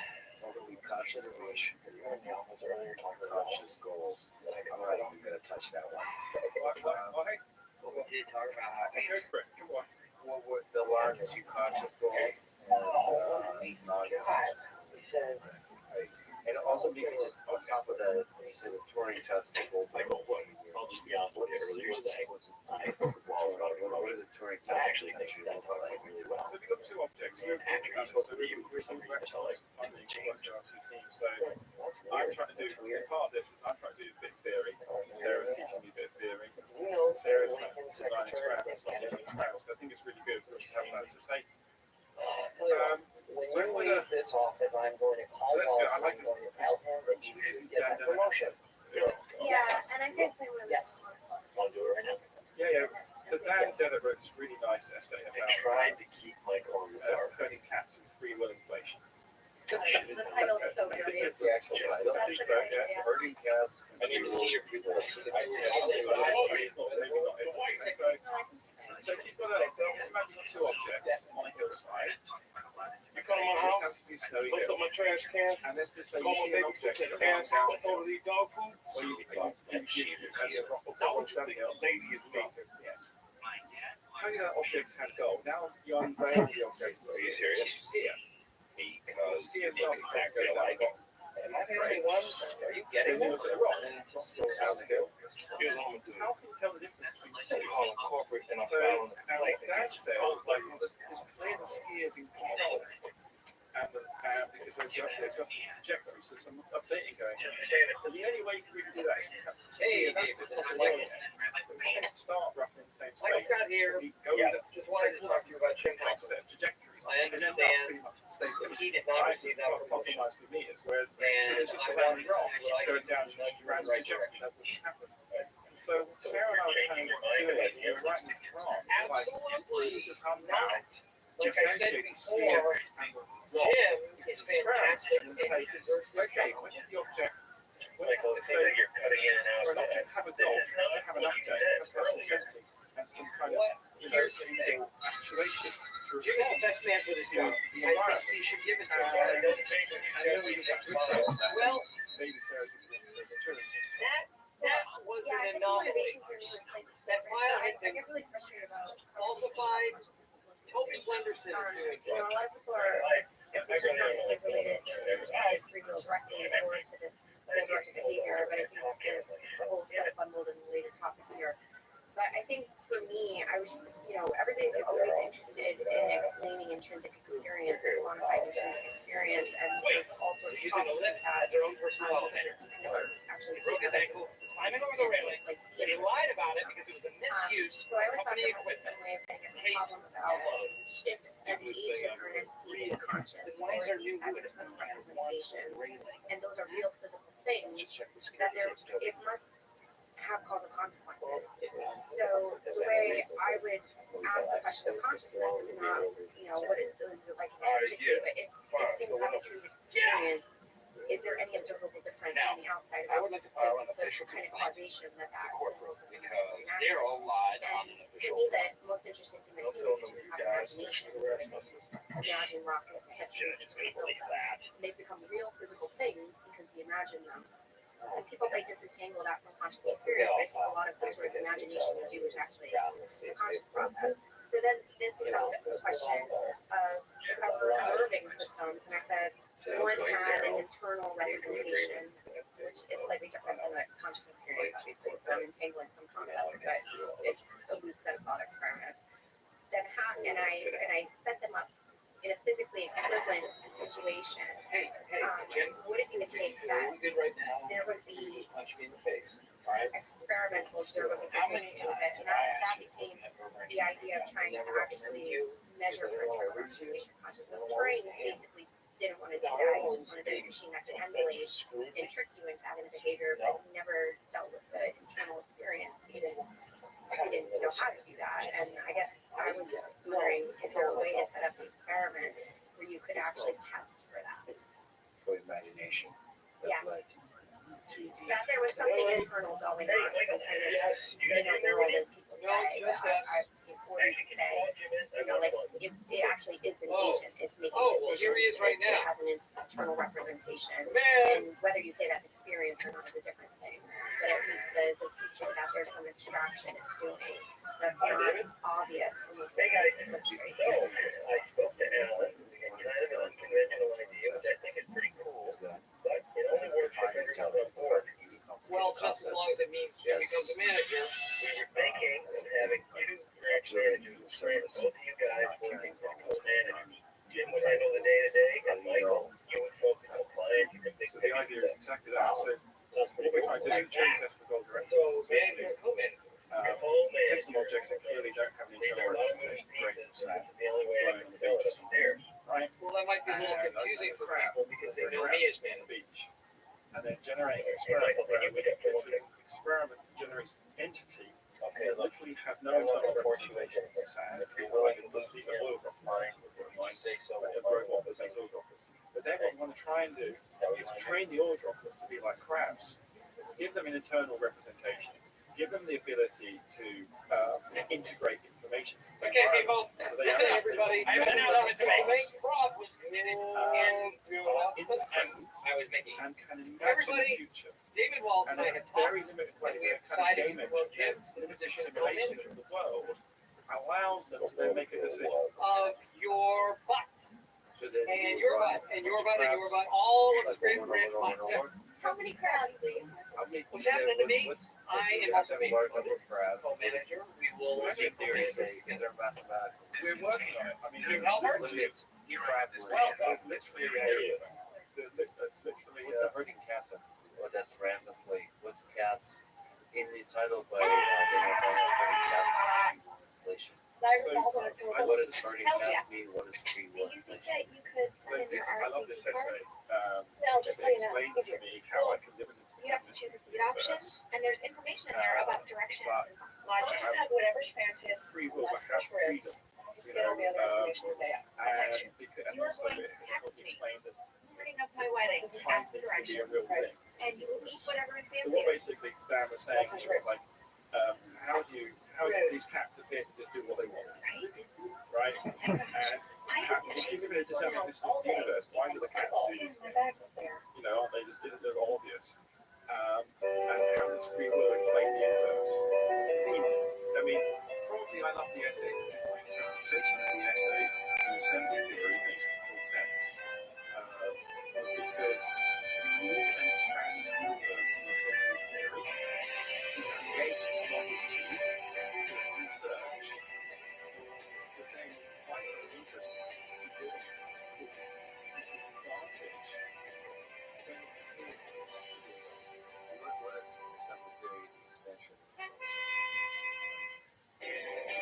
What are we talking about? Why does the extension universe give you more possibilities than planet? So for me, I don't think about the universe in terms of Big Bang and space. I think about it in terms of the big memory expansion. You only have the ability to store one bit of information, then you can't do very much. What the universe has been doing since forever, it's been creating more. It's been increasing the size of its RAM. Okay, so like 1 megabyte, 2 megabyte, 3 megabyte, 4 megabytes, all the way up. And so the more RAM you have, the more you can remember about the past, which allows you to do cooler things in the future. So if you can remember how to launch a rocket, then you might be able to imagine how to land a rocket, and then relaunch, reland, and carry on.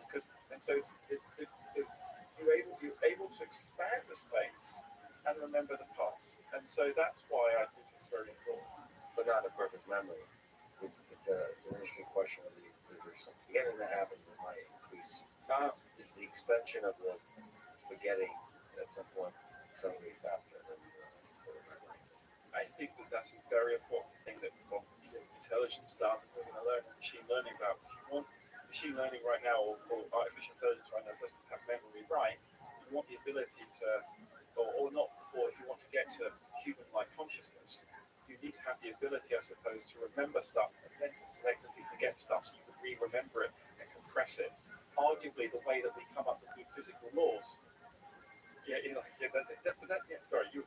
No, that's right. No, I think that there is a great deal to be gained from having the ability to remember things. But then, when you forget them, you can then you can basically do the simulation again and work out if you get to that compressed representation. So this is cycles. So the cycles of remembering and forgetting are probably important. But it shouldn't be an excuse to have a universe with no memory in it. The universe is going to remember that it forgot. They'll just not tell you. I'm looking at this paper and it's talking about a puppet controlling a puppet controlling a puppet controlling a puppet controlling a puppet controlling a puppet. Conceptually easy to understand, but physically impossible. It's physically impossible predicting a fair coin toss. I don't know what he's talking about. There's pictures of puppets controlling puppets. Let me ask you. There's a few things I want to ask, but you brought up time quite a bit. You guys tweet about time quite a bit. What is time in all of this? We kind of mentioned a bunch. Is it not important at all in terms of this is just a word? Should we be talking about causality mostly? Like, so what do you think? This we've talked about like memories. Is that the fundamental thing that we should be thinking about? And time is just a useful measurement device or something like that. Well, there's different concepts of time, right? So I think in assembly theory, when we're talking about time, we're talking about the ordering of things. So that's the causal graph part. And so then the fundamental structure of the universe is that there is a certain ordering. And certain things can't happen until other things happen. But usually when we colloquially talk about time, we're talking about the flow of time. He and I were actually debating about this morning. So, and talking on it, walking on the river here, which is a very lovely spot for talking about time. But that when the universe is updating and transitioning between things that exist now and things that exist now, that's really the flow of time.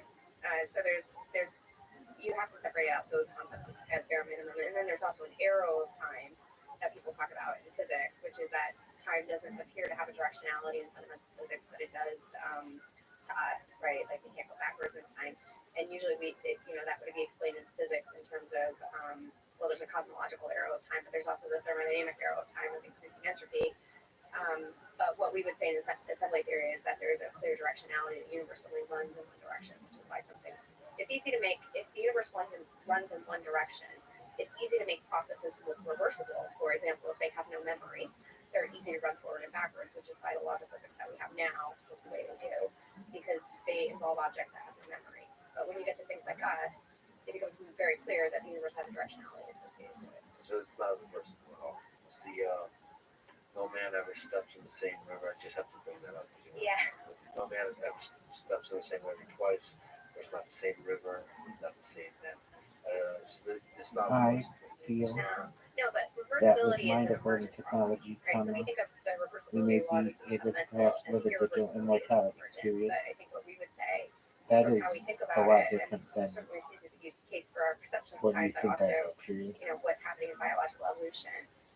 You can make things reversible, but it requires work to do it.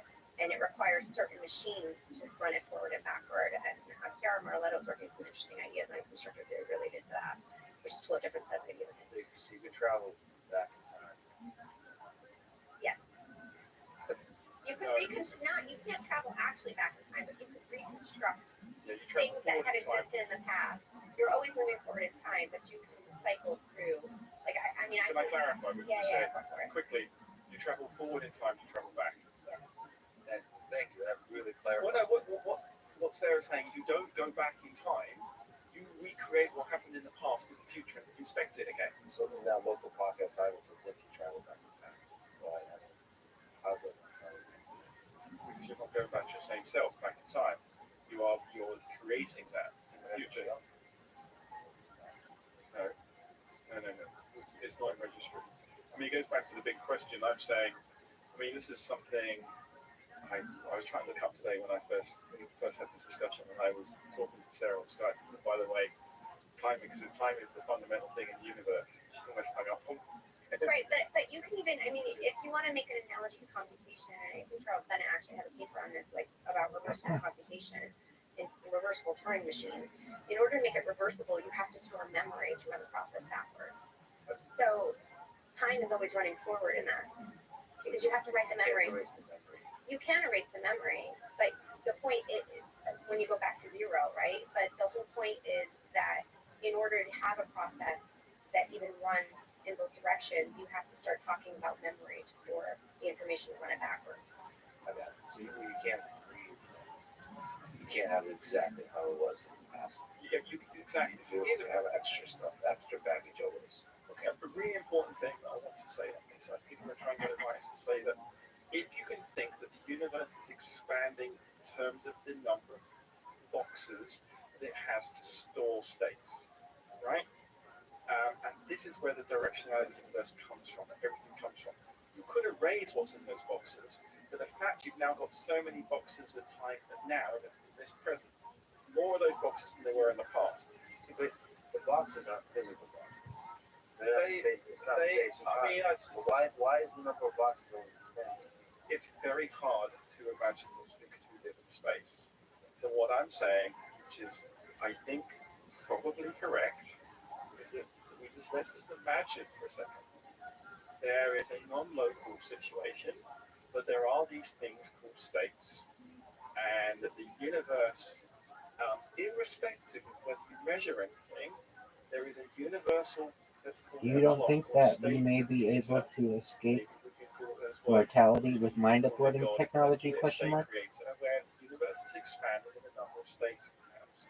Why are you saying it's expanding? Is that obvious? It's obvious because that's where we That's the source of knowledge. it's a source of novelty, and it also explains why the universe is not predictable. You know, it's not predictable. Well, I just like interrupting you. sorry. It's fun. So you're struggling. I'm struggling because I'm trying to be as concrete as possible in what sounds like I'm insane. Yeah. And I'm not insane. It's obvious because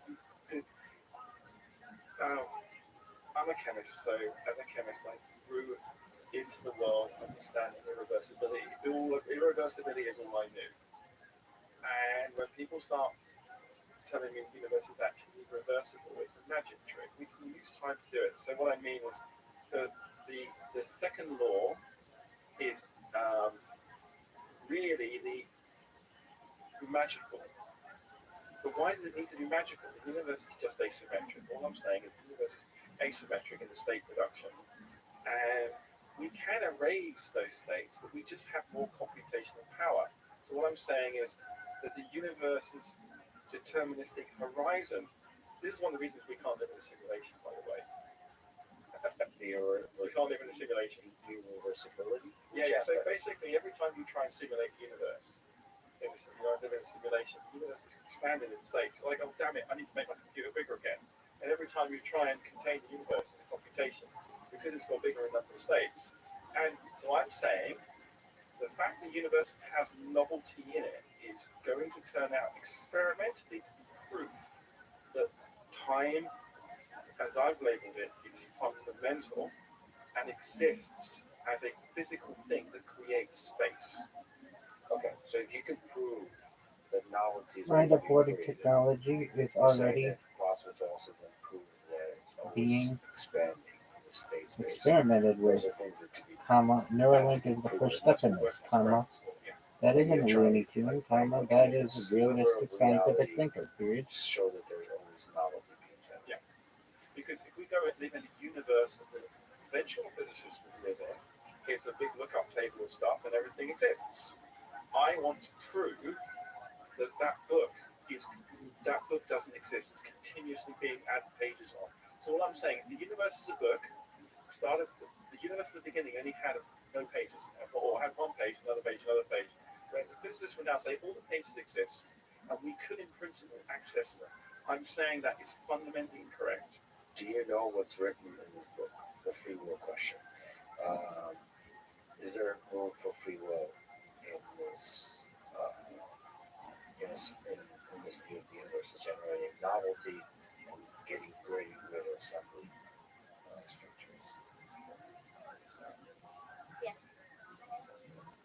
That's next question. Why? What's the source of free will in this? Well, I think it depends on what you mean by free will. But Yeah. Well, please. Why? I think what I'm interested in as far as the phenomena of free will is, do we have individual autonomy and agency? And when I do things, is it really me or is it my atoms that did it? And that's the part that's interesting to me. I guess there's also the determinism versus randomness part. But the way I think about it is like each of us are like a thread or like an assembly space through this giant possibility space, and it's like we're moving on our own trajectory through that space, and that is defined by our history, so we're sort of causally contingent on our past, but also because of the sort of intersection of novelty generation, it's not completely predetermined by the past. And so then you have the causal control of the determinism part, that you are your cause of history, and there's some determinism on that past, but there's also room for creativity. And I think it's actually necessary that something like free will exists if the universe is going to be as creative as possible. Because it is 29 words, period. That is not a rough intelligent being inventing a universe, and I wanted it to have maximum number of interesting things happen. Again, we should come up with the metric of interesting, but generating maximal possibilities, then I would want the agents to have free will, because it means that they're more individual. Like each entity actually is a different causal force in the universe, and it's intrinsic and local property of that system. There's a greater number of distributed agents creating more and more individuality. Kind of. I would say you're creating more causal power, but So causal power, the word consciousness, is the causal power correlated with consciousness. I mean that's why I have this conception of consciousness being related to imagination, because the more that we can imagine can happen, and the more counterfactual possibilities you have in mind, No the worries. more you can Period. actually You are forgiven. implement. And Period. somehow All is free good. will is also Period. at the intersection of that counterfactual becoming the actual. So can you elaborate on that a little bit, the consciousness and imagination? I don't know exactly how to articulate it, and I'm sure people will take, aim at certain things I'm saying, but I think the language is really imprecise, so I'm not the best way to. It's really interesting. Like, what is imagination, and what role does it play in the human experience, in experience dating? Yes, I love imagination. I think it's like the most amazing thing we do. But I guess one way I would think about it is we talked about the transition of life being the universe acquired memory, and life does something really interesting. Just think about biology generally. It remembers states of the past to adapt to things that happen in the future. So the longer life has evolved on this planet, the deeper that past is, the more memory we have, the more kinds of organisms and things. But what human level intelligence has done is quite different. It's not just that we remember states that the universe has existed in before, it's that we can imagine ones that have never existed, and we can actually make them come into existence. And I think that's the most unique feature about the transition to whatever we are from what life on this planet has been doing for the last 4 billion years. And I think it's deeply related to the phenomenon. Yeah, I was going to disagree with that. I think that consciousness is the ability to generate those counterfactuals. Now, whether you can say, are there degrees of consciousness? I'm sorry, scientists, but electrons don't have counterfactuals, although they do have some, if they are able to search in space and pathways. But I think that there is a very concrete, there's a very specific property that humans have, and I don't know if it's unique to humans. I mean, maybe dogs can do it, and birds can do it, right? And where they are basically solving a problem. Because consciousness was invented, or this abstraction was invented by evolution, but for a specific reason. And so, look, one of the reasons why I came to the conclusion that time was fundamental was actually because Sarah and I had a completely different. Debate on Skype chat ever. No. It goes back to the free will thing. So I think that, although I've changed my view of it because there's some really interesting physicists out there who talks about how the measurement problem in Newtonian space. I don't want to go there just now because I think I'll mess it up. But briefly, I could not see how we could have free will. I mean, this is really boring because this is a well-trodden path. But I don't say boring. I suppose it's kind of just one of the precise. If the universe is deterministic, how can we have free will? Right? So, Sarah's a physicist. I think she showed that most of the laws we have are deterministic to some degree. Quantum mechanics, quantum Newtonian stuff. And yet, the serotonin she believes in free will. Your belief system is broken here, right? Because you're demanding free will in a deterministic universe. And then I realized that I agreed with her that I do think that free will is a thing because we were able to search for novelty. And then that's where I came to the conclusion that time, the universe is expanding in terms of novelty. And it goes back to that Darren Dennett essay, which was about the free will inflation. Free will. So so the past, it did not exist in the past. The past exists in the present. What I mean is there was no past. There is only present. That means you are the sum total of everything that occurs in the past is manifesting here in the present. And then you have this little echo state in your consciousness because you're able to imagine something without actualization. But the fact you imagine it, that occurs in electrons and potassium ion flows in your neural network in your brain. Maybe consciousness is just that. So somehow you imagine that, and then by imagining, that's good, yeah. I want to make a robot to do this thing, and program it, and then you physically then go and do it. So that then changes the future. Sorry. What's imagination? Does it require the past? Does it require the future? Does it require memory? Does it It's imagination that Because it only exists in the moment. but imagination, well, probably it's an instantaneous readout of what's going on. Maybe your subconscious brain is generating all the bits for it. But no, imagination occurs when you, in your game engine, you remember the past, you integrate sensory in the present, and you try and work out what you want to do in the future, and then you go and make that happen. So the imagination is it's like, asking what imagination is about, asking what surfing is. You can surfboard, surfer, wave, coming in. When you're on that wave and you're surfing, that's when the imagination is. I think imagination is just accessing things that aren't present in the present moment. So like I'm sitting here and I'm looking at the table and I can imagine the river and things or whatever it was. And so it seems to me that it's like it's our ability to access things that aren't present. But to conjure up worlds, some of them might be akin to something that happened to you recently. Right, but they don't have to be things that actually happened in your past. And I think this gets back to assembly theory. Like the way I would think about imagination from an assembly theoretic standpoint is I'm a giant causal graph. And I exist in the present moment as a particular configuration of Sarah.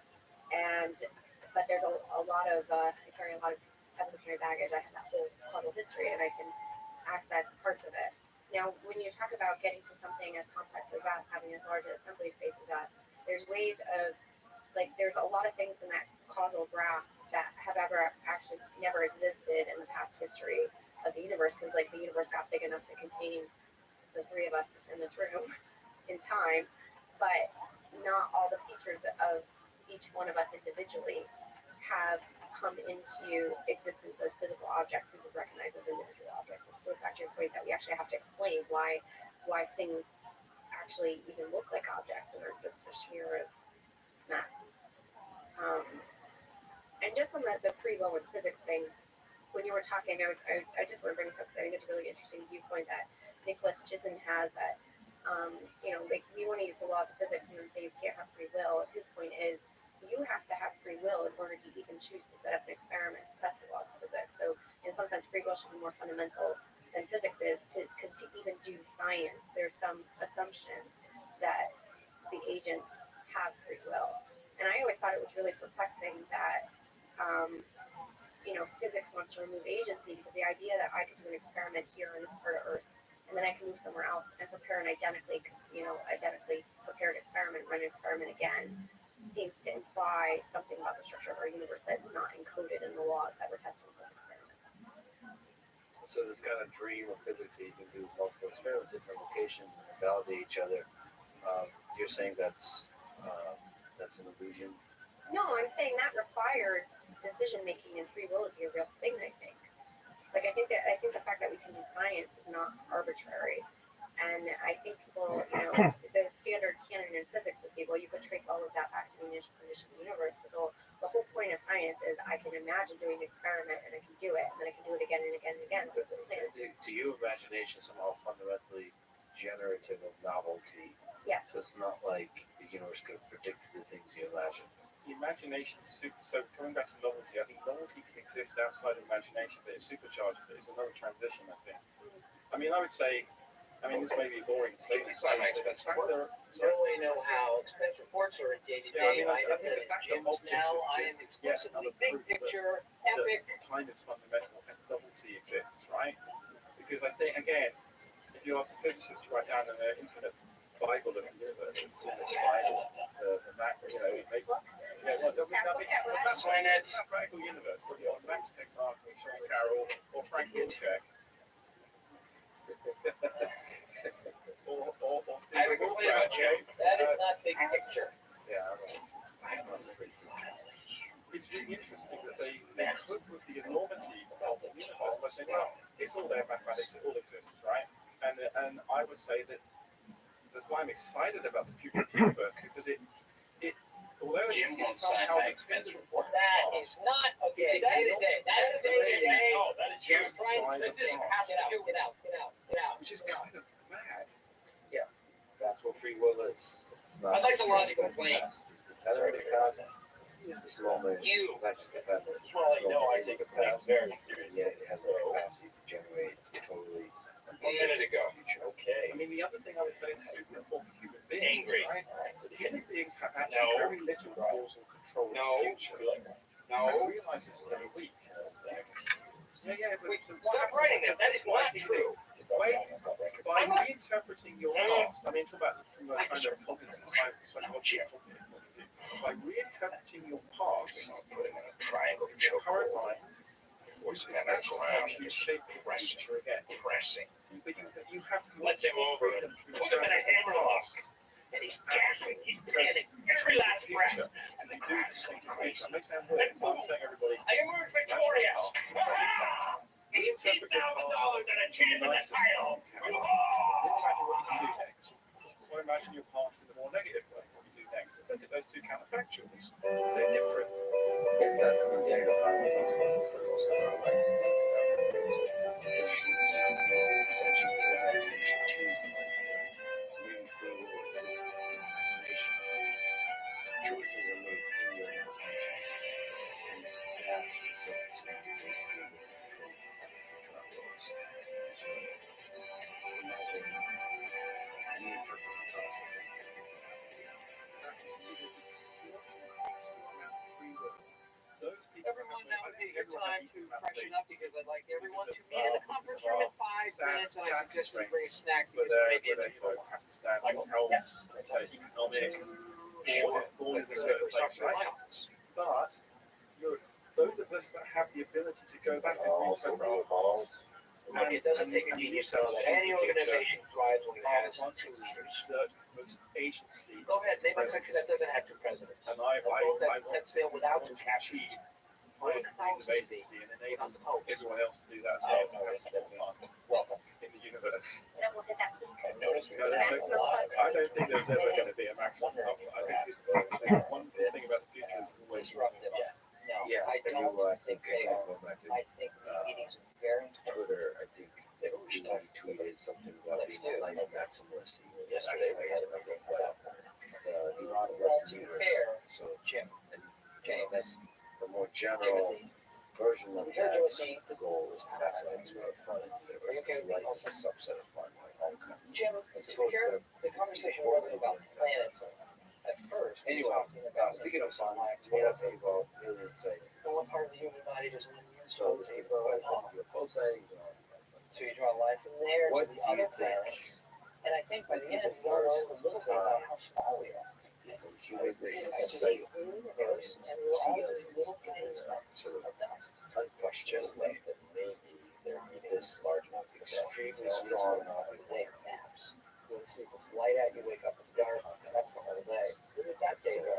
What would I have no idea. obviously the space possibilities is huge. But Yes.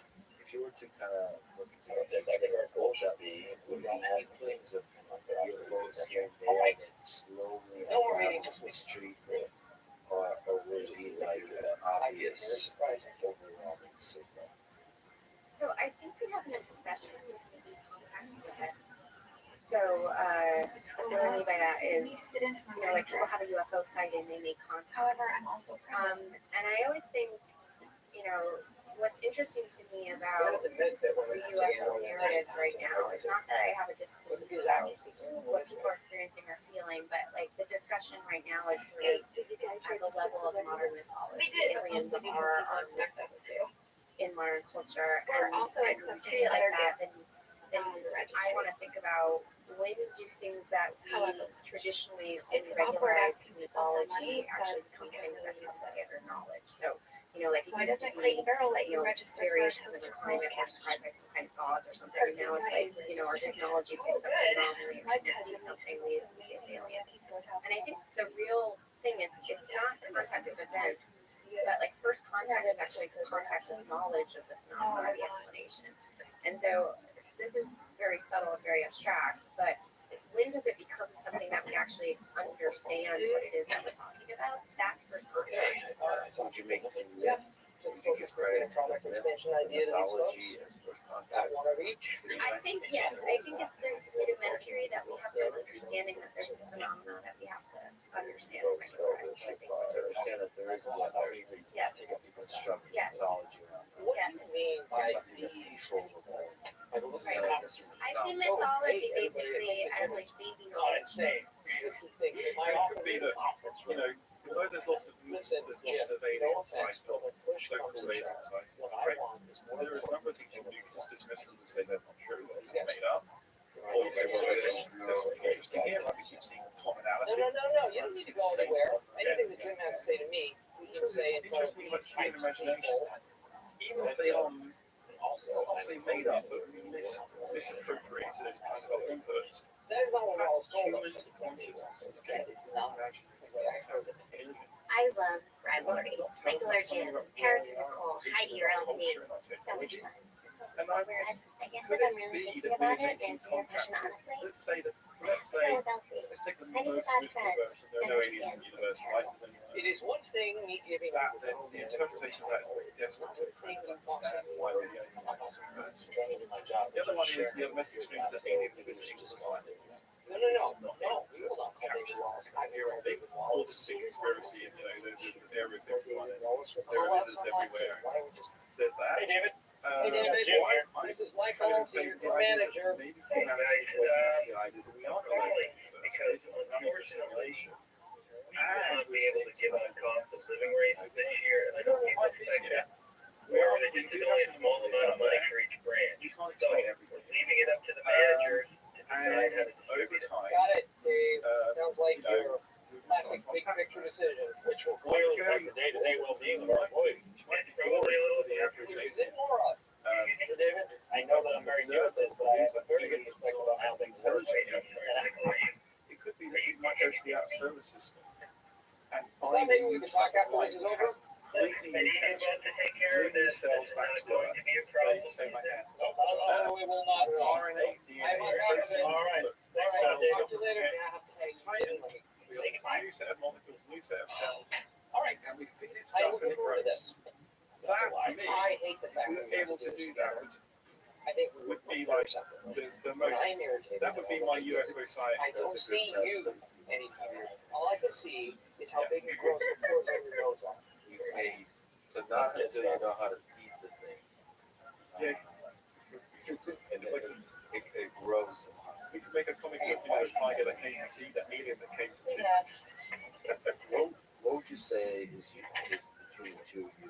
You know, there's always a way to do this. I say, we had 1.5% of their paychecks. Basic framework of thinking about what it's like to maybe what it look like to civilizations, to sightings.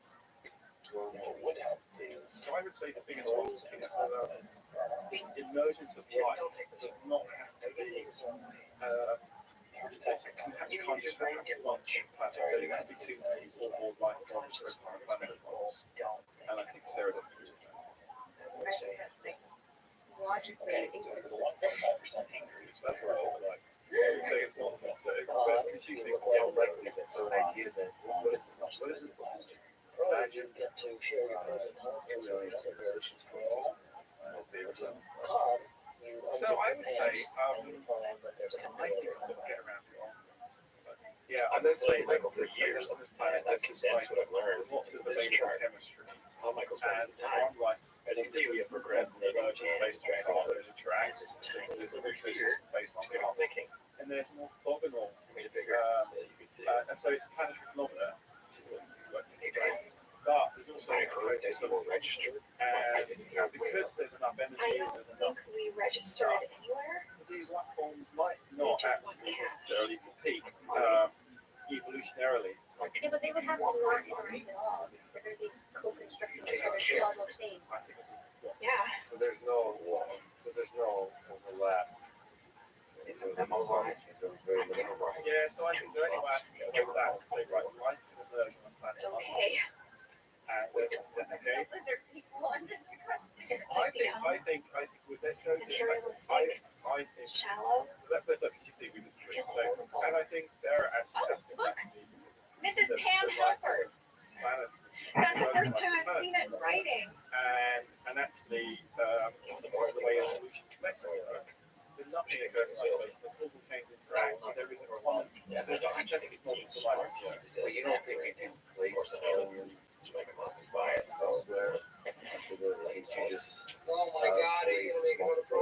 necessarily kill myself. I'm not going to let Right, you stop but I me from think- thinking. No, I did not get that, Jim. I can see in your crusty little eyes that you are going to make everything perfect. I don't think Just when you're talking about if I can just when make you it look at exactly the right, interaction of that I structure, can make this perfect. it's like the same idea as like experimenting new example site, right? Because that's a really abstract and subtle concept. And I guess what I'm saying is You have a light lot of is skills. information I do. propagating through matter. So when I you start think having that things you are able interacting, to take they constructive criticism in very some well. sense commingle That and I am not known for that, but there is a reason why I'm here. But Yes, you went over my head the wall. No, that's because you also have a lot of weaknesses. Oh, okay. Well, why don't you tell me what those are, Jim? Why don't you enliven me? I don't think you're good at making tough decisions. And And thinking out the options and then stating that decision very clearly, especially when it's an unpopular decision. Okay, here's a tough decision for you. I'm here for a reason. Because I might have some good ideas too. I'm sitting out there and I've been learning a lot. And maybe I can just bring something different to the table. Okay, why don't you run yourself out there and tell them? Has always been multi-scale, and I'm brilliant examples of individual mutations at the genome level changing global climate, right? So there's a tight coupling between Declare things everyone's that attention, happen please. I have some tough at, news. the larger scale Don't of give too straight. planetary Truth is, we only have so much money and for scale this year. that like mediate. So the fact is, some people get raises and some people won't. And what we decided is, we are gonna give those raises to the sales staff. Seriously? You guys are smart, so I'm just leveling with you. Trying to treat you like adults. Again, for thinking that we're smart people. But I do not understand. If we're some smart adults, then why don't we get raises? Excellent question, Jesus. Very It's because Jim wants to Right. give raises to his friends. There's an island. That's not it at all. Really what it is about the money the sales staff brings in to the So I office. guess what I'm saying is, We're giving if raises you look to at the the structure sales. of two What the interactions, hell? Why are you being such a jerk? Hold on, darling. We're gonna help you know that Jim thinks and you're you smart. look in their past, and they How is have this gonna prepare independent Ryan's origins car? for their This is publishing, and ridiculous. you would say We're getting to 1 this, million, Joanne. they have different independent origins. So what about all If these you look at their people? culture, How is it fair to them? facts are Exactly. interacting, Overweight. their We're culture just has as hard as the become salespeople. so We that deserve they, raises. Yes, they don't get up if we don't they're get not up. My kid needs shoes. You want right? to tell So me he doesn't that's why get you need to shoes? define individual. Kid needs shoes, Jim. I'm just gonna rewind. But there could be a lot of Back up. Yeah, so the question we're all interested in is how many independent origins of a complexifying causal chain are there? That was good. That was good. the idea. Okay, all right. Well, we all know it's hard to be boss, right? You know what? It's like Look around you. these are your best friends. These are the people who will open their hearts to you. They all have heart arms for you. And that is a gift. So in terms of gifts, we should be giving each other gifts. Angela, yes, lend Oscar a cup of sugar. This is just my plan, man, that's not how that goes. You're not saying anything. He's Jim being direct. So there's all these, I would say there's probably basically We'd just like to know what's happening. Definitely Are we going to raise? Yes. All right, let me get this clear. Does everybody want to raise? Yes. Okay, everybody wants to raise. So what we're going to do is go into here and we will not come out until we do. allow Yeah, that gives us no information. start. Listen to Jane, you know it's So, our livelihood. I interrupted you to say that once evolution is started using that What about race methodology, based on merit? then you can see Each person individual. trying to, and I Piece think of cake. Sarah said, Ryan obviously is the best. like, Honestly. we have lots of chemistry, shadow bias, no, no. You have to have this, Just, I don't understand how they can even consider giving money to some people and not the rest of us. It's not like we're not gonna see the checks. We're in the county. I am so pissed at this company. And Jim, Yeah. when you're looking at aliens or alien life, there's not going to be two different types of chemistry because they interact and cooperate because of causal change like that. One like the other, one like the other. Each possibility represents half exactly.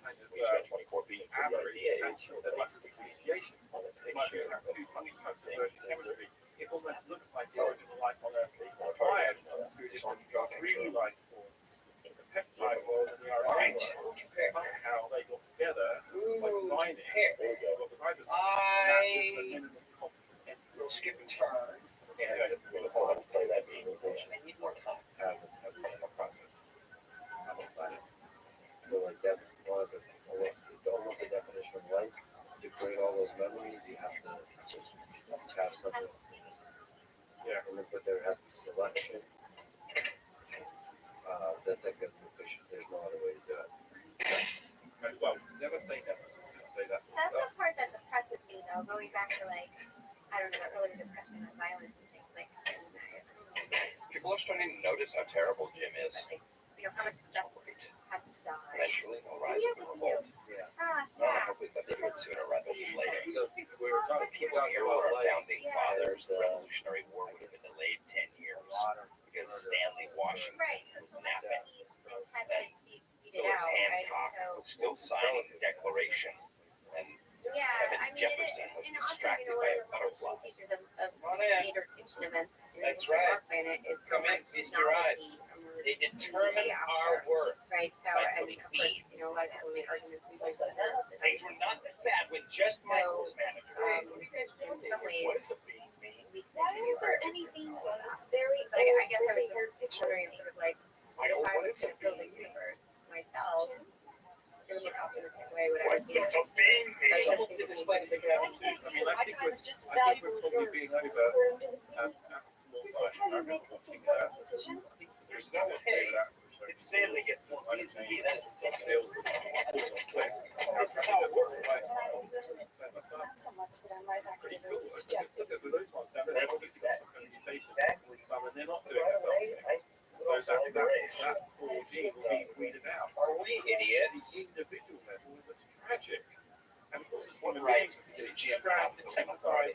We don't want to cause suffering. He is good at salesman and We should high. pay that. He is But we shouldn't matron look back in time and still say, you know, moments how many butterflies we can affect had died? change Remember for I a mentioned few this? seconds every decade. If you think about the caterpillar becoming the chrysalis, These the are those butterfly seconds. getting out. Let us storm How this many- mess. If that suffering, we call it suffering, if that process Let's get him. really has not occurred, Let's get Jim.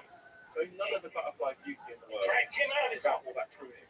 Take his keys away from him. Quiet, but we shouldn't have Clock. more by The time is getting very close. It's now or never. What say you? That seems to be a backwards way of looking at it. What we should do is I go mean, forward. What do you say to my I mean, plan? think about what values we have on our things. You get because of think about humane farming. When we find that things then we'll do humane gardening. Until that point, people won't do it, right? I like this. Famous Kevin endorses the nature murder. The title. I know. I know. I'm trying to find a fair way to do it. I have a hard time with it, though. I think the way No, the for way you sure. put it is kind of, But it's the reality. The reality of it is beautiful. I just, You know, there's an I Instagram used to account called always Nature and Metal, and it was the worst. and I keep following it, unfollowing it because I can't handle it. I have so long to it. together, you know, like, We walk together. so I We live alone too. Yeah, So I don't know. We evolve together. Where's the together? The together is the sex. Then the sex. I think my romantic vision of this is trying to be happy parents with that there. I talk in third person,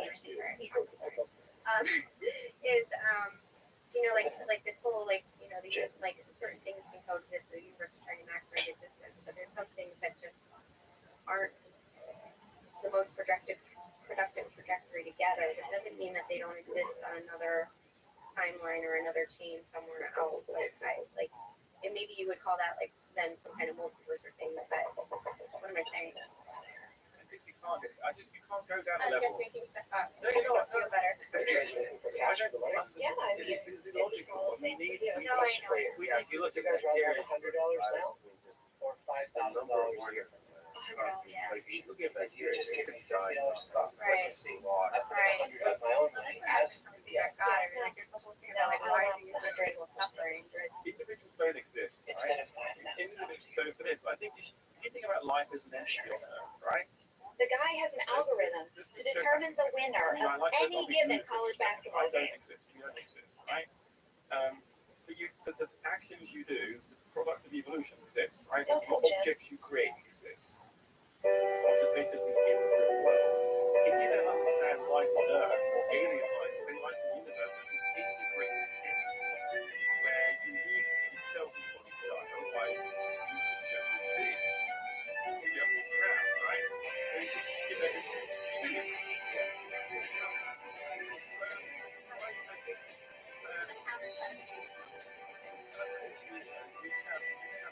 values on fellow human beings, and I'm majestic professor does like other human beings. Or, Now you're talking in third person too. I know, happens, right? So death, would you say, I mean, we could say evolution is I'm sorry, you guys probably noticed my stomach's a little more sensitive lately. Death is a So if you wouldn't mind wearing a little less perfume, It might, right now, and if your lunch is especially pungent, maybe hack some have it in the break aspect room. there. We really appreciate it. We'll evolve in And this his way. housemate is Yeah, there.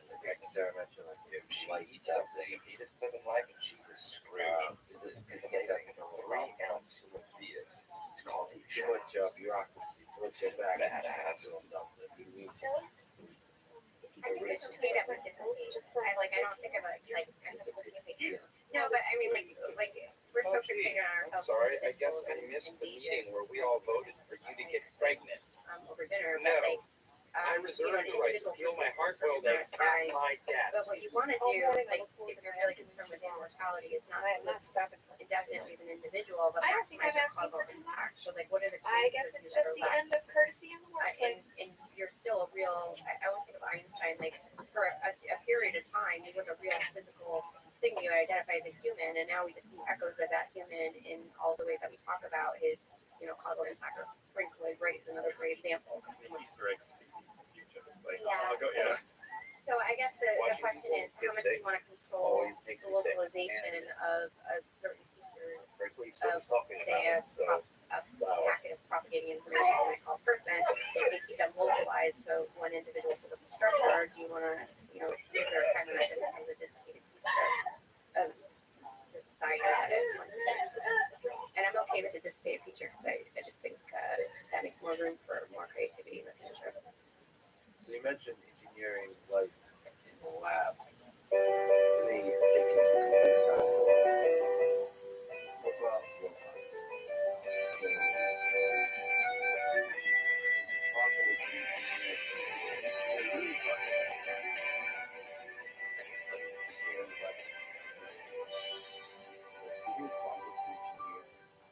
like the well, what do you think?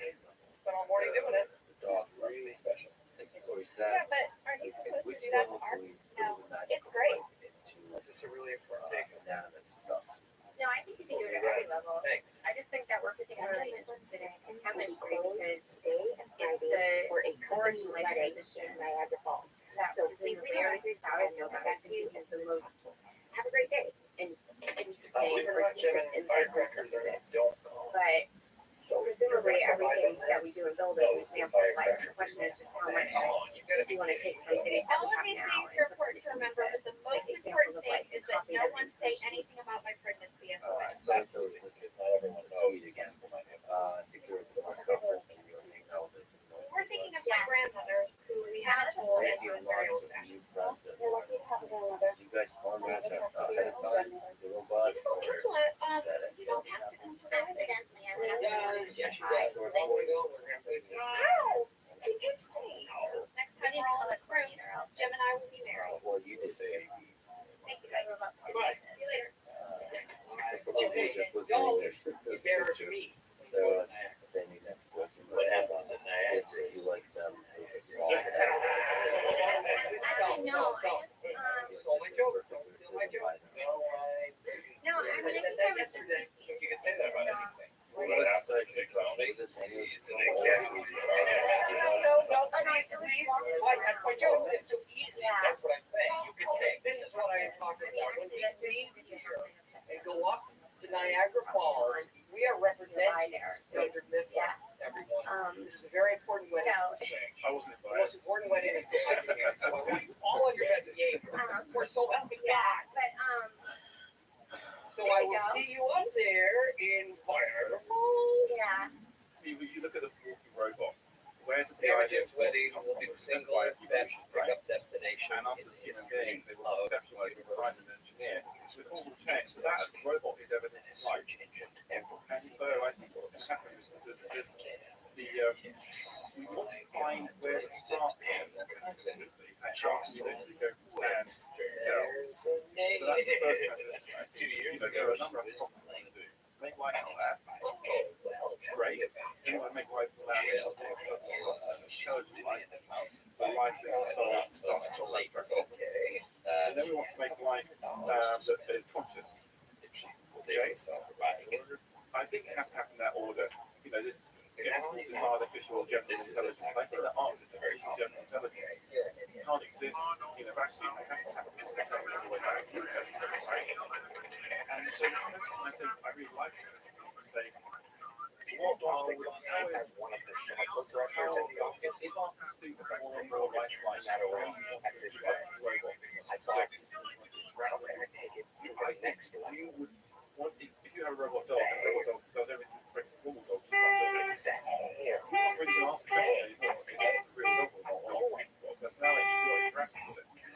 And so I think what would be interesting would be to kind of Hey, do one of you guys want to sit in front with me so I have someone to talk to? how that evolves. It's like a 5-hour drive. Teleport the personality from one object to another. Say, right, activate. And I think that as we go along, we're going to get better and better integrating our consciousness in our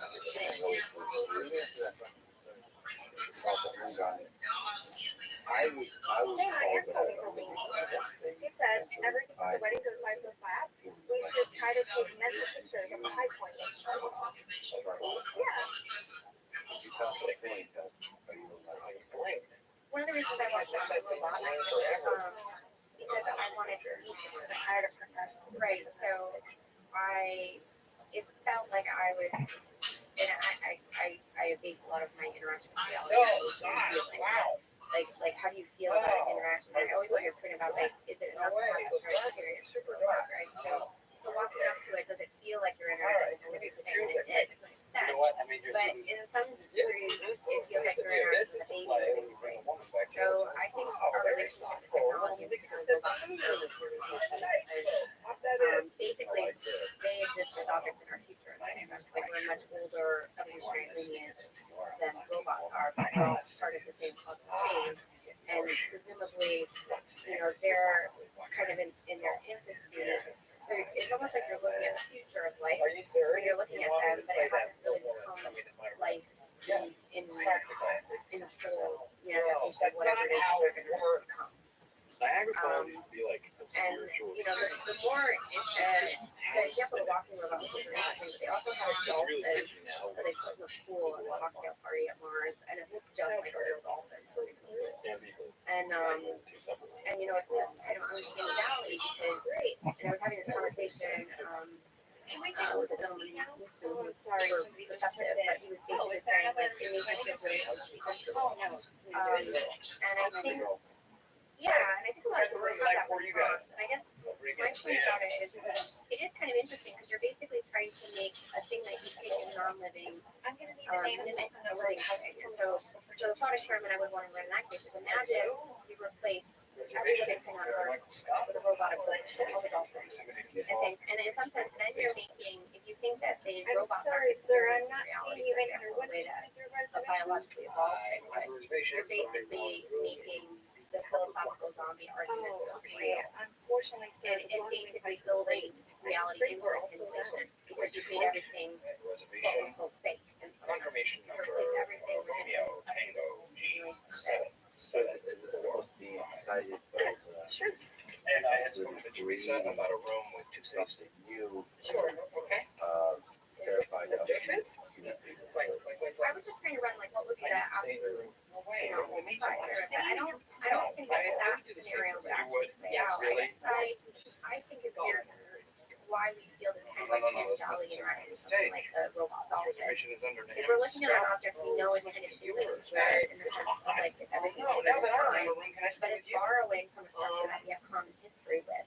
And it's basically copying I would say yes from one part of the causal chain to another. Yeah. It's think of the camera is to get turned off. It shows the background, she's refreshing your They look so real. play. Okay. That was a test, and you can fail. This is mine. But I think we're Okay. confusing You would not share with me. No, you do not. how we got there, right? Because the philosophical zombie argument is about When Mary was objects denied, appearing, right, facsimiles in some way, whereas there causes the chain of events that cause the gulf of film with human beings. we Yeah, don't we're know both what up as happens because that story hasn't been told yet.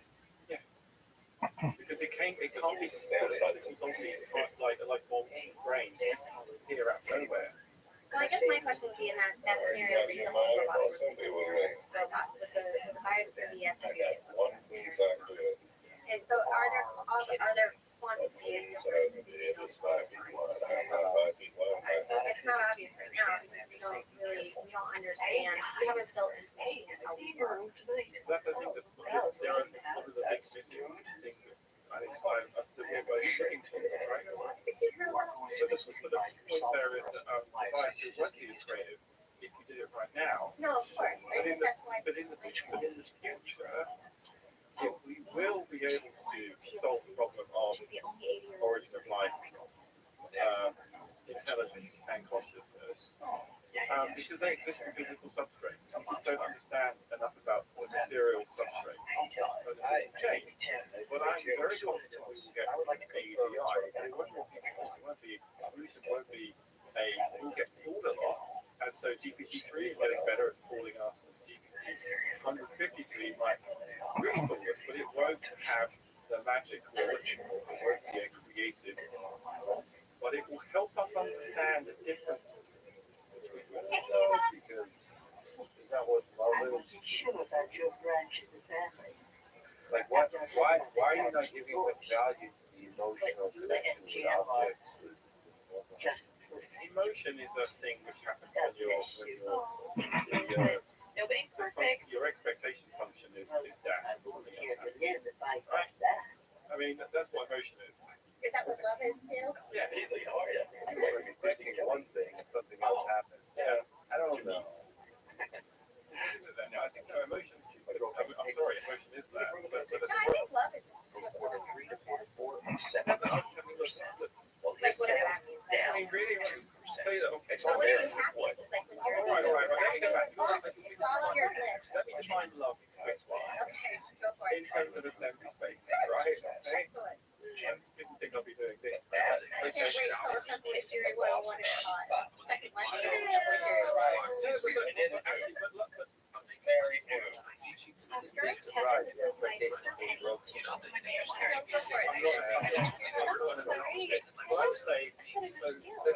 We're talking about emotion, but love is more complex. Love is a very complex set of emotions. We have analog. But if you've got this thing that has this empathy thing, other things, love is being able to get your assembly space and work out what your person in love is has to use for, and to do that for them without self-reflecting. And they are there. Maybe you see someone to fall over. Maybe you can anticipate someone's going to be hungry. And without helping you, you can help them. But it's more complex, right? It's more complex. It's more about empathy, understanding, it's about kind of sharing that experience. It's passion of love though. That's not what it's like. Feel like feeling love is like until you're like I think it's like when you're aligned with things that you feel like are your purpose or your reason for existence. So you have those feelings for robots. Why is that robot? As you said, that your ability To build a conversion. I think you guys will argue the same thing. I just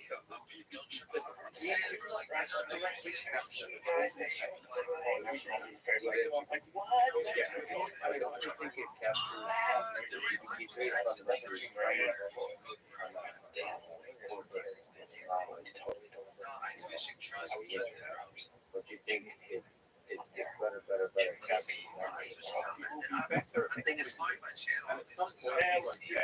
Oh, that's a good one. Hoping it'll make our lives take it up a notch. A little low audio.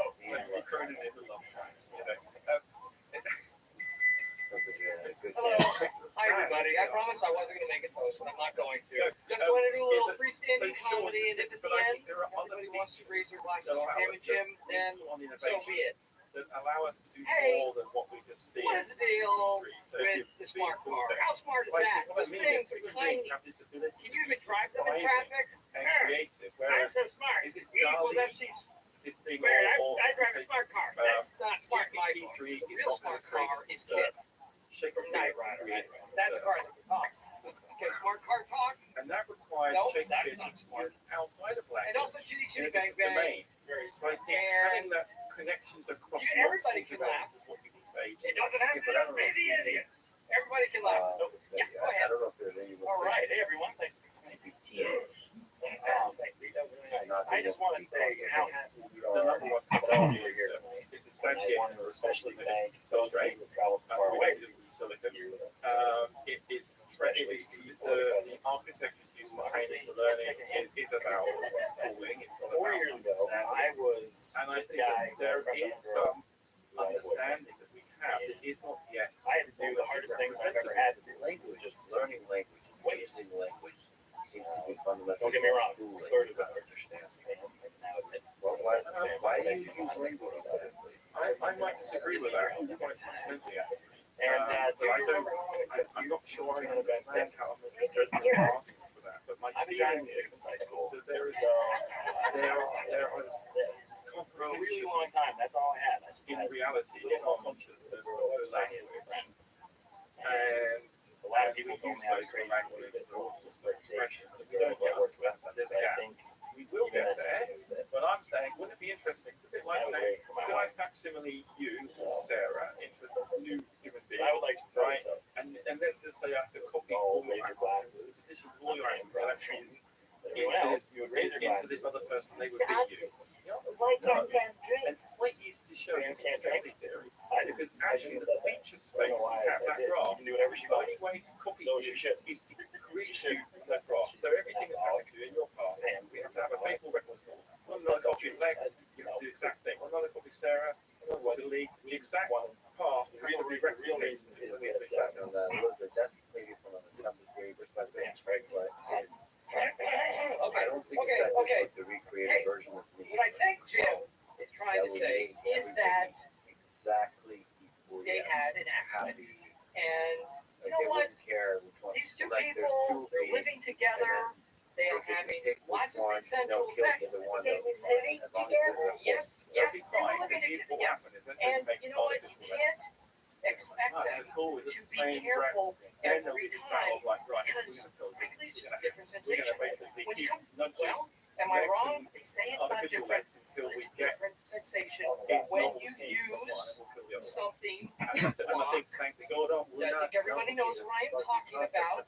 It's not necessarily different for the woman, but it is different. Okay. Stop. To create My point is, I said what I wanted to say, and I hope you heard everybody. okay in architecture. So let's say you've got a corpus of architecture, right? Sure.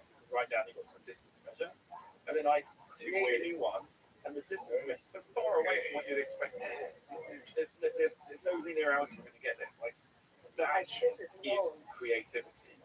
We don't know how to do that yet on any level. Well, I was also thinking about like your argument about free will, like you wouldn't be able to know if it doesn't work instantaneously. It's not like a micro level thing, but a more macro level thing with the scale trajectory of longer term decisions. So if you think that the novelty manifests over those longer time scales, it makes the two lexes diverge quite a bit over certain time scales of their behavior.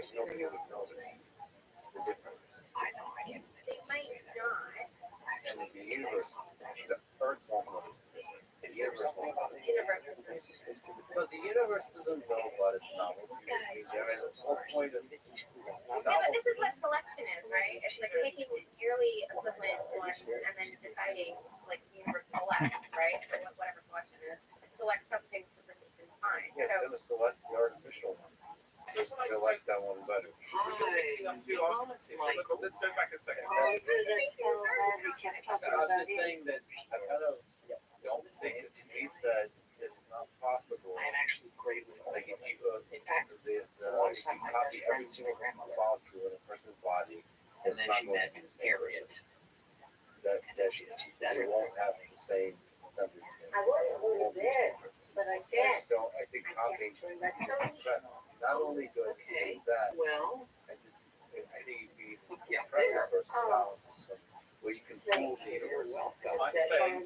only reason it is not possible to copy on because unless you copy the causal history. Also, you can't have two identical. I mean, actually, I really like the idea that everything's unique. So even if like there were two I know you like lexicons. that idea because you're human. And you think you're unique. Yeah, exactly. But also, I can make a logical argument for it that even if we could copy, all of your molecules on other positions, the other you would be there, and you have a different position in space. And the other You're thing, distinguishable. yeah, the other thing I was going to add, How unique are you just to play the position? Sure, but then when does that slight translation of lexicons well, that's sitting not there going to affect the user? I see. But no, wait. If part of the definition of something being interesting is how much it affects the future. Yes. But let me come back. Do you agree? But let me come Do back you disagree? to one point quickly. You were making Sure, I think I probably yeah. there's two lexicons, right? There's a robot lex. It is a charade. It's a facsimile. It's just coded to emulate you. Are you robot lex? But I let's wouldn't know. let's get there's a very important point here because he's ducking and diving between this argument. So if I facsimile you into a robot, then your robot might be a representation of you now, but fundamentally boring. You don't have other ideas. If, however, you built an architecture that itself was capable of generating novelty, you would diverge in causal chain, and you'd both be interesting to interact with. We don't know that mechanism. All I'm trying to say is we don't yet know that mechanism. We do not know the mechanism that generates novelty. And at the moment, in our AI, we are emulating. We are not generating. You don't think we're sneaking up on that? No. There is no ghost in the machine. Are you sure? I want there to be one. I want the same thing. Sorry, I know you want that as a human because everything you just said makes you feel more special. I want to be surprised. No. Screw my specialness. I just want to be surprised. If I You think a robot can survive? if you could produce an algorithm and change the run surprise me, I will have one of those robots. Brilliant. But they won't surprise me. So why is it a problem to think that humans are special? Maybe it's not the special, you're right. It's the better than. Yeah. Because then you start to not recognize the magic in other life forms. You either are created or you are observed. So I just think there's magic in legend robots moving about. They are full of surprises. Because you're mental, if you don't have a good time. Yeah. I'm a little. I know why you like to say the automata, right? The specialness in your robot comes from the robot that sits that built It it. all starts with a handshake. Yeah. Part of the linear. Yeah, but that's fine. I'm happy with that. That's what I felt like looking at the standing robot was I was looking at the linear evolution. Yeah, well, if it was, so I think I'm happy. I mean, I'm happy. We're going to carry this. I'm just saying you're going to get more excitement. There's something missing in our understanding of intelligence because it is just training. The way neural network is right now is great. It's lovely and it's impressive and we'll argue forever. But you want to know, wouldn't it be great if I said, look, I know how to invent an architecture and I can give it a soul. What I mean by soul is some I know it's real, that there is eternal reference. Sooner but not fake eternal reference. And if we could generate that mechanism for eternal reference, that's why our goal today. That's why you have to We can do develop that. technical direction. Get that goal direction. You would love that robot to make it look like it does. Because you'll have more people that generate search other problems, get more novelty. Hell, you'll be able to fall in love with that robot. For real, but not the one that's faking it. What about fake intelligence? I think a lot of people fall in love with fake humans. Yeah. It's nice to fall in love with something that's full of novelty. Yes, I can imagine all kinds of robots that I would want to have a close relationship with, and I don't mean like sexual. I mean that. But I just don't think that novelty generation is such a special. Okay, there's like mathematical novelty or something like that, and then there's just human being surprised that just very easily surprised. That's fine, but that's that. But you don't think that's a good No, that's good. novelty? I'm happy to be surprised. But not globally surprised as well. But I really want, I'm a scientist, I really want to be the first to be surprised about something and the first thing in the universe to create that novelty. To know for sure that that novelty has never occurred anywhere else. That's real love. Right? That's There are always ways to really know that. you have to be Right. yeah, you're never going to be no for sure, right? That's one of the hard things about being a scientist searching for this stuff. Maybe that's why mathematics, mathematicians love discovery, but actually they are creating, and they're wanting to create a new mathematical structure that they can then you can write code to work out whether that structure exists or not. That's almost why I would love to be a mathematician in that regard. Then really, I know pretty much for sure there's not exist anywhere else in the universe. It's so contingent. There's a difference into like you said it 6 times, and I still really don't understand how you actually expand it to build an experiment that detects how the universe is generating novelty or that time is the mechanism. So the problem that we all have, which I think is what I'm pushing against, is if I build the experiment, you don't know what you put into it. You don't know what unless you quantify everything you put in, all of your agency, all the boundary conditions. You don't know if you somehow biased it. So is the novelty actually intrinsic to that experiment or to that robot, or is it something you gave it and you didn't realize it? It's going to have to go towards that, right? You're never going to know for sure, but you can start to take out, you can use good Bayesian approaches, just keep updating and updating and updating until you've got more So you want to intensive. bound how much novelty. So the ability to generate novelty is correlated with assembly events, with assembly events. Yeah, and yeah. Monsters are. There is no such thing as monsters. That's key. This could be a good so this could be a good so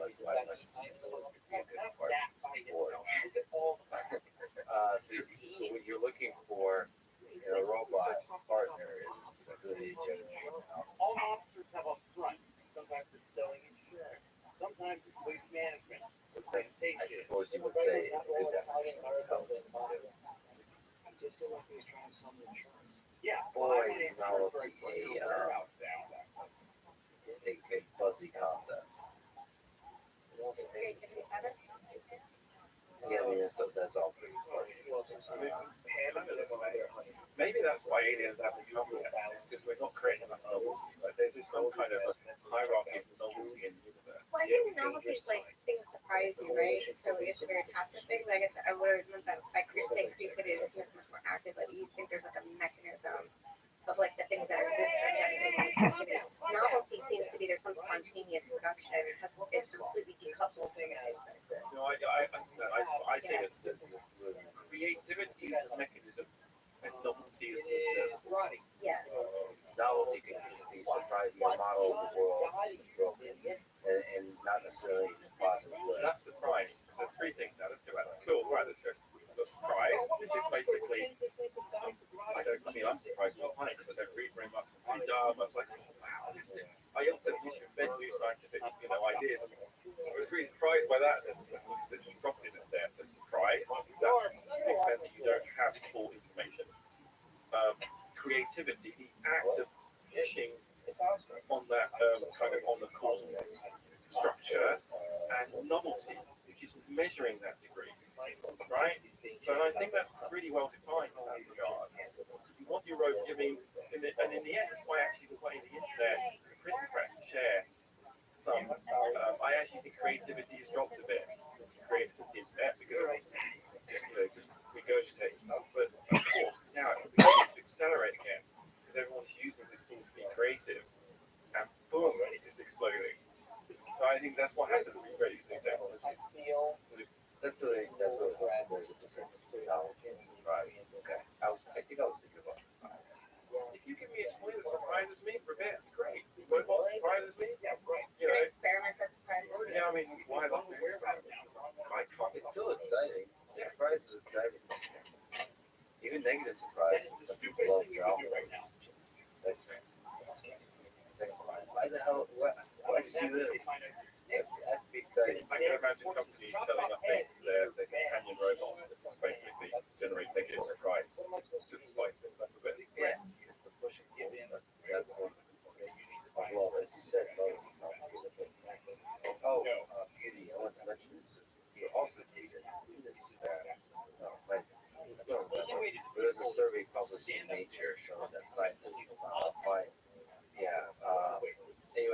there's a plot.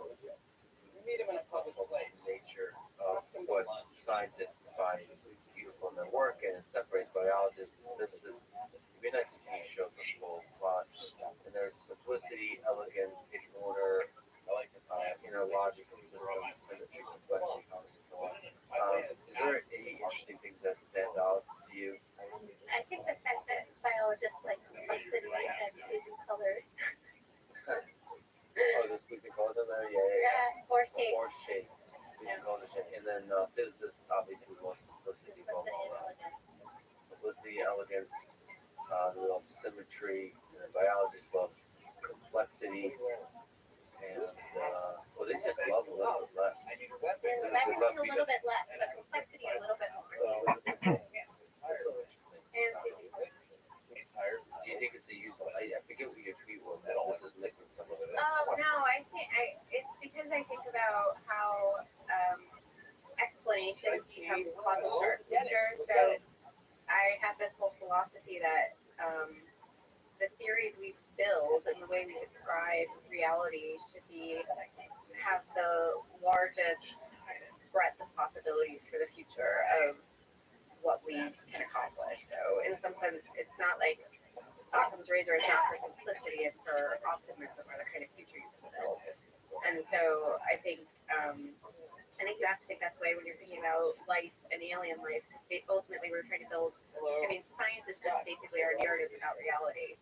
And now you're building a narrative that is what we are as a physical system. It seems to me it needs to be as positive as possible because it's basically going to shape the future trajectory of where we're going. And we don't use that as a heuristic in theory building because we think theories are about predicting the futures of the world, not causing them.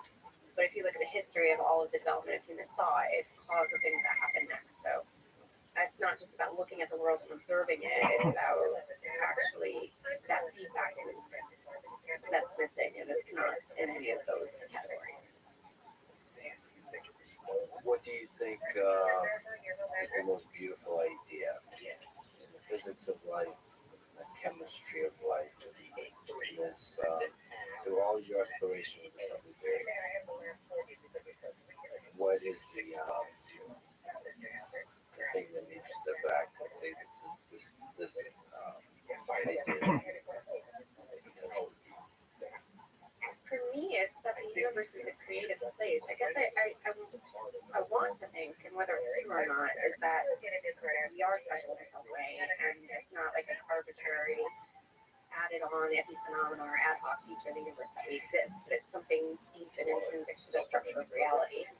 And to me, the most beautiful ideas that come out of that is that the reason we exist is for the universe to generate more things and to think about itself and use that as a mechanism for creating more stuff.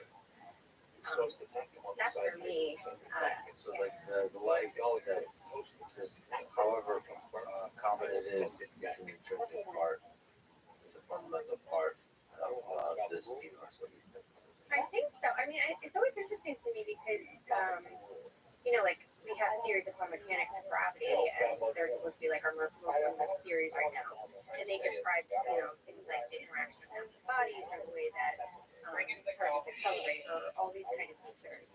And there are these really deep theories, and they tell us a lot about how reality works. They're completely agnostic to our existence. And I can't help but think that like whatever describes us has to be deeper than us.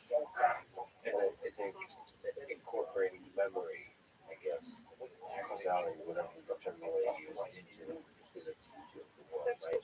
That's the easiest way to do it. It's the cleanest. So here we go again with the physics. The cleanest. I was going to say the simplest, most elegant way of resolving all of the kind of ways that having paradoxes associated with life.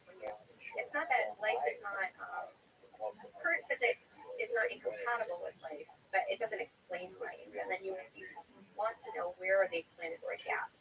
And this idea that we have in assembly that time is fundamental and objects actually are extended in time. And physical extent in time is the cleanest way of resolving a lot of the explanatory gaps.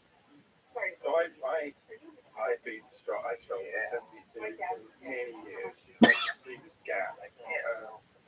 And I think when I first met Sarah, we realized this kind of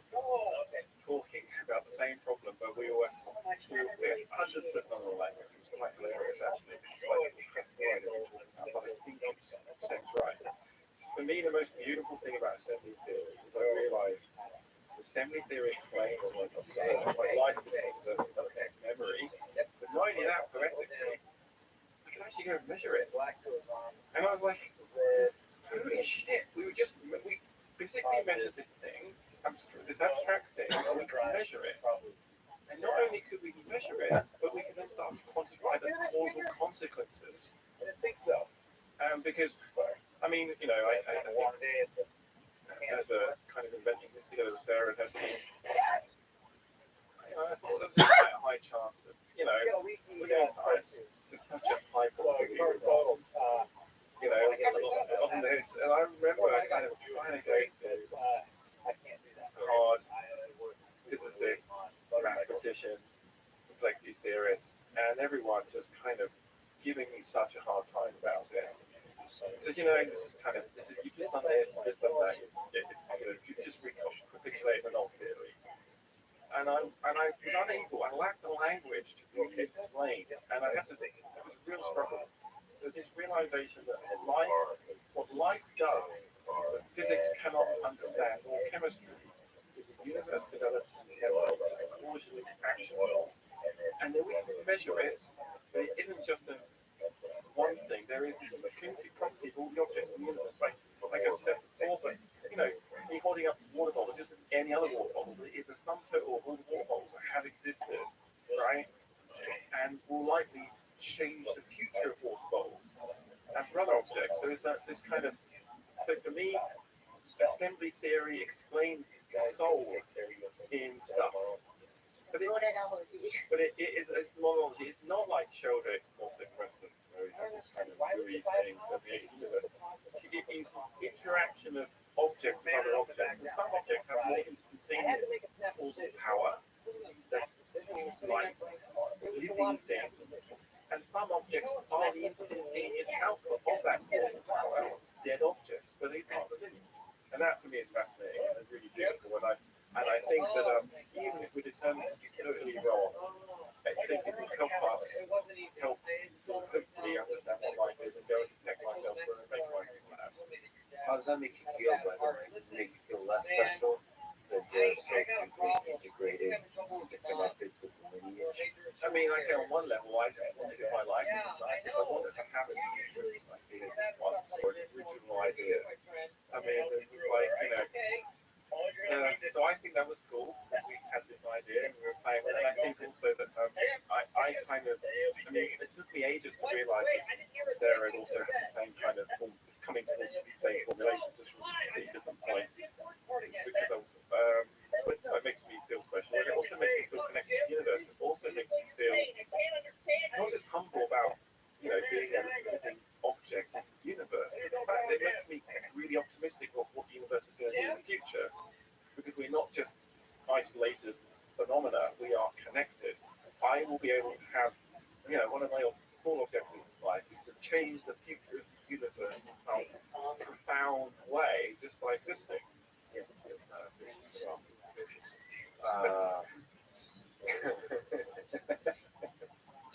Also good, it makes me feel less lonely.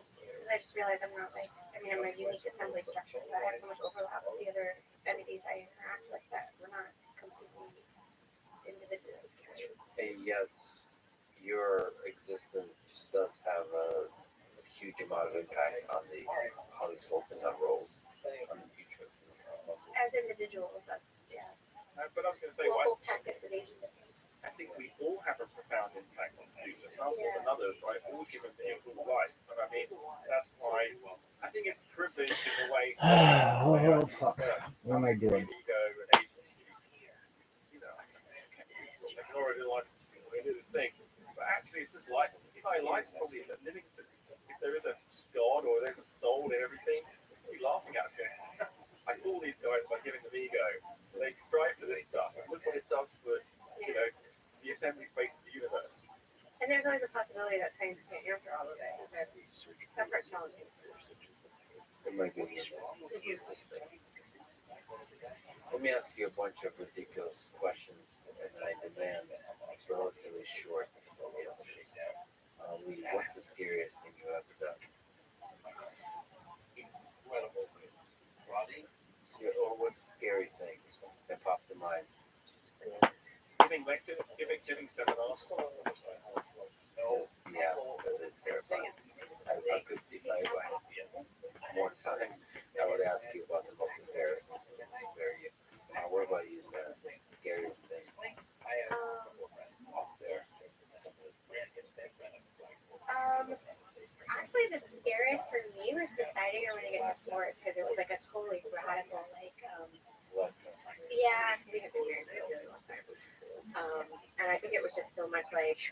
I realized like so much of my individual agency I didn't realize I had before. And it was just really like scary, like empowering, scary, but like terrifying. Like we're living in a kind of one way for your whole life, and then you realize your life could be a different way. And Yeah, there's a between humans. I mean, that's the beautiful thing about love is the connection you have, but it's also the dependency and the breaking down. yeah, A mentor with your parents. it's almost like waking up, like this is a different reality. Yeah, that was scary. So, okay, if you could leave, maybe I'll get with this one. Sarah, if you could be someone else for a day, someone alive today, if you haven't met yet, let me be someone Kim Kardashian. No joke. The woman's brilliant. I would just like to experience, like, I think she's got such an interesting and very deep understanding of social reality. Well, you also said you have educational I do. But that's actually the thing. Like, I just think it's really interesting because we live in a social reality which is completely artificially constructed. And some people are really genius about living through that. And I think she's particularly good at I wonder if she's good at understanding it, if she's I think it's very deeply intrinsic to her, but I don't know if she has like surfing away. how much cognitive awareness she has of it, or how strategic it is. But I think it's deeply fascinating. But I guess that's what I go to mind. What about you? Don't say Yosha Bar. Don't say Kim Kardashian. Do it off the table. Off the table. I was going to say I would like to be but it's actually here today. I was going to say I'd like to be the latest armed princess. I would like to be the latest armed princess. I'd like to understand. I would like to know what it feels like. I like being other ways than just being objects. I mean, I'd like to understand how I access my memory, what I have to place on the next cycle. What about how it feels like? Yeah, I wonder how it feels like to be. Thanks for that. Sorry. If everyone on Earth disappeared and it was just you left, what would your day look like? What would you do? Nobody else left in press. Nobody, probably can't really do any real science scale. What would you do? What would your remaining day? Yeah, every possible tool I could and put it in my workshop and just make stuff. So try to make sense. Make companions. I'll probably not making companions. Probably, yeah. So in the physical space. Yeah. What about you, Sarah? What would you, when you're just left alone on Earth? Are there animals in this series? No living being. No plants? I was going to say I would try to walk the entire thing. Well, that's true. So you probably don't know that there's stuff you could be searching for other people. What would I eat? It's you just have daily just No, but a lot that I would walk. yeah, I don't know why. just walk. I know I would just walk. And I guess I would make a goal of covering all of the entire Earth. What else are you going to do with your time? What's an item on your bucket list that you haven't done yet? Travel with me. Your band. I don't know. You know, it's funny with my bucket list. I only know it was on my bucket list once I check it off. So your bucket list is like a bond in history. Yeah. Almost by doing it. Yeah, it's very subconsciously driven. So it's in your subconscious in there. I think Where so. you're bringing it to surface. I think most of the steering relations are anyway, so I just kind of go with the flow. But I guess, not seriously. I get it. I don't know. I guess I would like to go on a submarine, like around the ocean, like this. Yeah. Are you captivated by the mystery? I am. Yeah. Yeah. What about you? What item on your bucket list? I don't have a bucket list of my own. I would love to take a computer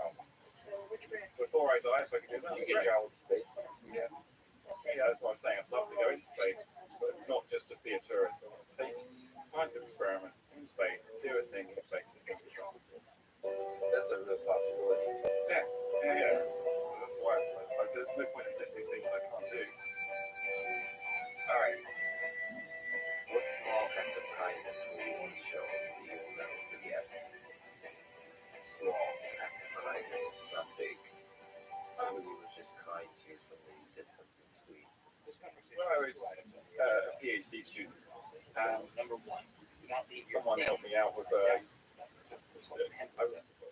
basically I needed a computer, I needed some power, communication power, and someone to pay on me and help me. I was really tough, didn't have to.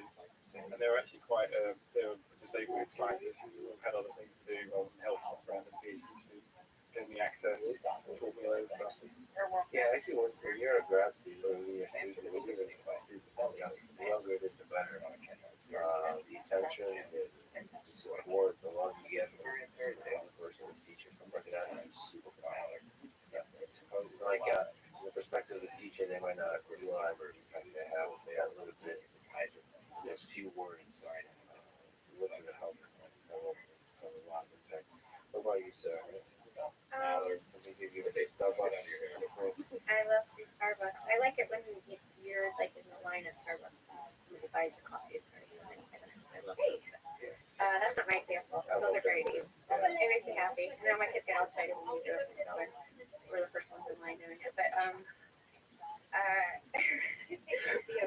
I guess I use a similar example about just being a student.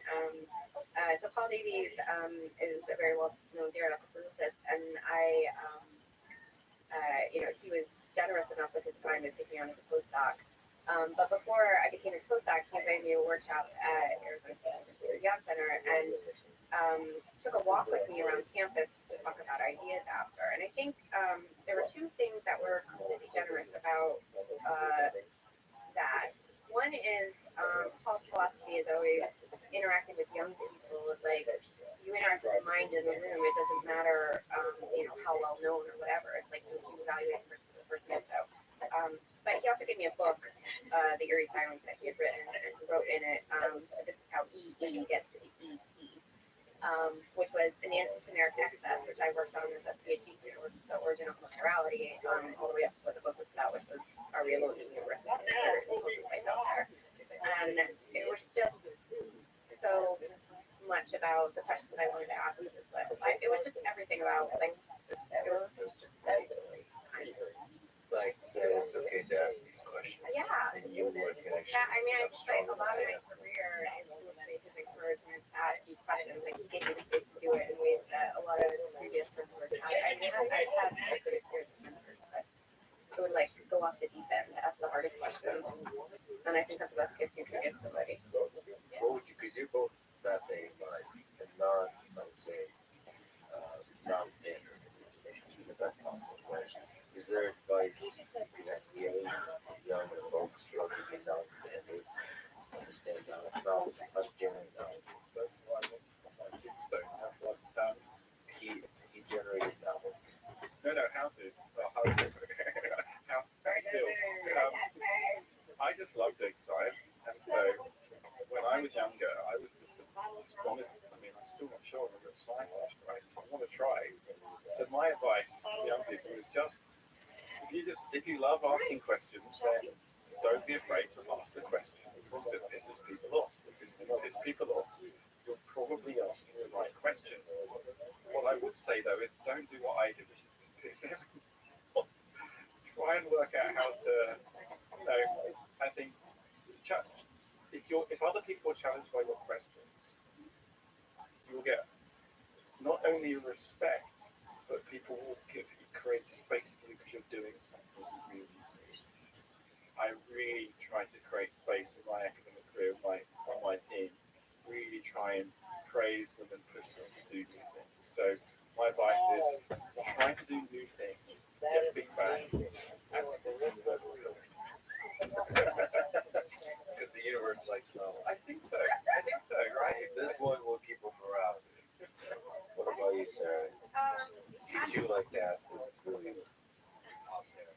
Yeah, because I have a strong passion for them. So I think it goes back to the love. Like, if you're doing the thing you're supposed to be doing, you should really love it. So I always tell people that they should do the thing they're most passionate about. But I think the flip side of that is that's when you become, in some ways, like, not cheesy, but like the best version of yourself. So I guess, like, for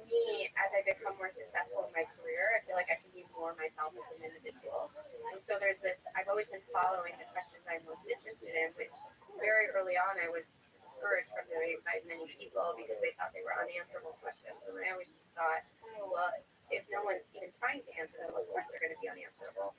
And then that was kind of an odd viewpoint. But the more I found my way in that space, the more I also made a space for myself as a person, because you're basically generating the niche that you want to exist in.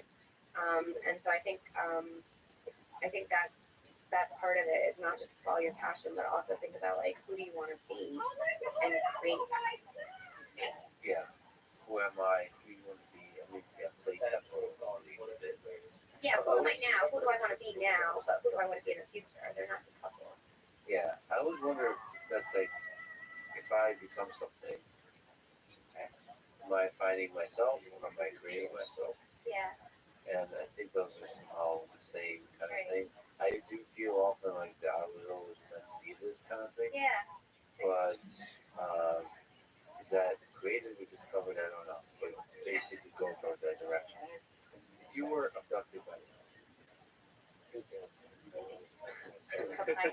they're on a spaceship, and then they somehow figured out the language you speak, and ask you, what are you? What explain yourself? Not you, Sarah, but the species. What's life on Earth? Like we don't have time. We're busy grad students from another planet. What's interesting about human civilization? What's interesting about you? You specifically too. They could be very kind of personal and kind of pushy. And yeah, how would you? I can do it. Okay. I have one. Because like I would say I self-identify as a scientist, even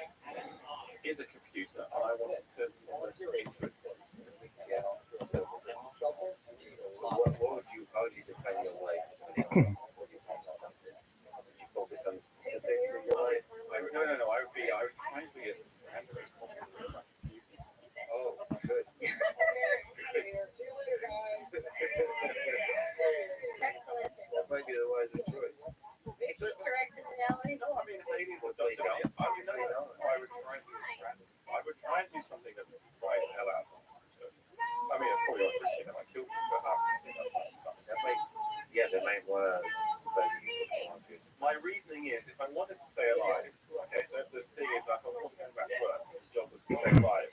If I could be as surprising as possible, they keep me around like a pet, right? Pet lead.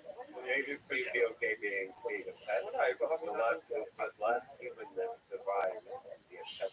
I don't know, but I mean, I think that might be fun because then that might have like feedback from their group. But, let me ask you this question. Given our conversation has a very different meaning, not more profoundly perhaps, but would you rather lose all of your old memories or never be able to make new ones? I'm not apologizing to anyone. Losing my old memories. Michael OD and apology. Again, it's the knowledge. Don't call my mother your What about you, mother. Sarah? Like it's about the future experience, right? And sometimes, like you were saying earlier, most of our lived experience is actually in our memories. So if you can't generate those memories, it's like you're not alive. What comforts you on bad days? When you look at human civilization, when you look at your own life, what gives you hope? What makes you feel good about what we're doing, about life, at the small scale of you as a human, and at the big scale of us as a civilization, maybe the big scale of the universe. Children, my kids, but I also mean that in like a grand sense of like, not a grand, but like future mind of the system. So for me, like the most bleak movie ever, people worry about apocalyptic things like AI assisted with climate change, with children of men. The whole premise of the movie was there can be no children born on the entire planet. And the youngest person living is like 18 years old or something. Like, can you imagine a world without children? It's harrowing. That's the scariest thing. So I think what gives me hope is always youth and the hope of children, the possibilities of future safety. And they grow up in a completely different reality than adults do. And I think we have a hard time seeing what their reality actually looks like. But I think most of the time it's Yeah, they have dreams, they have imagination, they have this kind of excitement. yeah. It's so cool, so fun to watch.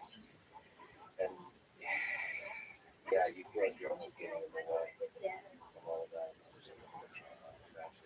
What about you? So when I go back to my 8-year-old self, the thing that I dreamed of my 8-year-old self was this world in which technology became programmable and there was an internet and I could get information. And I would expand my consciousness by that. Getting access to everything that was going on. And this happened in my lifetime. I really do have that. I mean, I think it's bad. Whatever, all the bad things about social media, but I think, I can't quite believe my luck being born now. So amazing. The program reality. Yeah. And the thing that I really find fascinating about human beings is that it's just how ingenious they are. Whether it's from my kids, my research group, my peers, other companies, just how ingenious everyone is. And I'm pretty sure humanity has our causal chain, in which humanity is a vital part of the future, is going to have a lot of fun. And I'm just mind blowing just to watch. So humans are ingenious, and I hope to help them be more ingenious as I can. Well, what gives me hope, what makes me feel good on bad days, is the existence of wild minds like yours, novelty generators, assembly structures to generate novelty, and do so beautifully, and then tweet about it. Sarah, I really, really enjoyed talking to you. I enjoyed following you. I'm a huge fan. Sarah Lee, I hope to talk to you many times in the future, maybe with you, Shabbat. You're just incredible people. Thank you for everything you do. You're awesome. Thank you for talking today. Really, really appreciate it. Yeah, brilliant to be here. Thanks for listening to this conversation with Sarah Walker. For this podcast, please check out our sponsors. Now, we leave you with words. Two possibilities exist. Either we are alone in the universe, or we are not. Both are equally terrifying. And let me, if I may, add to that by saying that both possibilities can be both terrifying and exciting. And keeping these two feelings in my heart, one way to explore, wonder, and think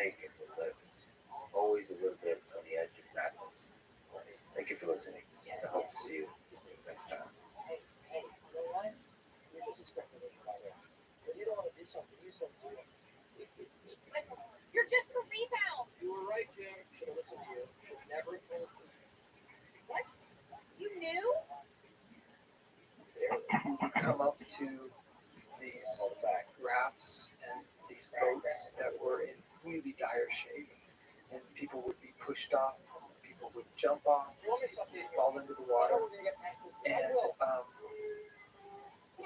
some of them couldn't swim. And so we found ourselves in this moment where we had a choice. We could film someone drowned in front of us, or we could put our cameras down and pull them out of the water. The following is a conversation with Scott Fitzgerald, two-time Oscar-nominated documentary filmmaker who made the films Hunger Wars about the war in Yemen, Lifeboat about the search and rescue operations off the coast of Libya, and 50 Feet from Syria about the war in Syria.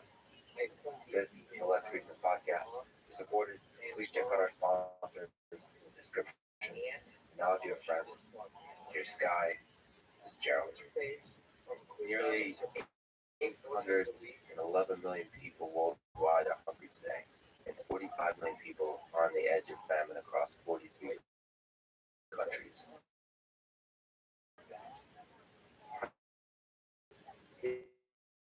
It's deeply disturbing that this number of people to go hungry when to feed them exist, resources to feed them exist. I think the thing that disturbs me most about those figures is that many of those who are starving today or going hungry today are the net result of war and intentional acts by leaders to starve entire populations. And that's the most deeply disturbing part to me. You know your history, and we all know that, deeply embedded in the Geneva Conventions post-World War II, the intent of one of those articles was to ban the use of starvation as a weapon of war because of what Hitler did during World War II. That's been reiterated multiple times over the years in international humanitarian law, including in 2018 because of the Saudi blockade over Yemen. And yet, to this day, starvation as a weapon of war continues to be used in Ethiopia, obviously in Ukraine right now, and in Yemen. There's a blockade over the country, and that disgusts me. That the law is in place, but it won't be enforced by the international bodies and the nation states that make up the international community. So the starvation is a result of human actions, human decisions. That's especially painful to accept. For me, personally, yeah, I think that if you and I sitting here didn't eat for 3 days and had to lay our head on the sidewalk for a couple nights, I think we would take, hunger and homelessness a lot more seriously. And I think that's, for some reason, that's missing at this moment in history, tragically. And I think until we can generate enough empathy that's immediate for all of us to understand what that means to go hungry, I'm not sure we're going to sort of marshal the global food community to solve it. I did just that, by the way, back for 3 days recently. It was fundamentally different, I think, because the thing that would be terrifying to me is not the fact that the hopelessness at the end of the fact. Like, I wouldn't know what the next meal is coming. And I always have the freedom to have the meal. The fear, not just your own ability to eat and survive with your family, just loved ones. That's the other thing I don't have. Single. So I feel like the worst stuff is watching somebody you love and you care for. And you can't take it. And if all of that is caused by leaders as a weapon of war, that is especially painful. So how can we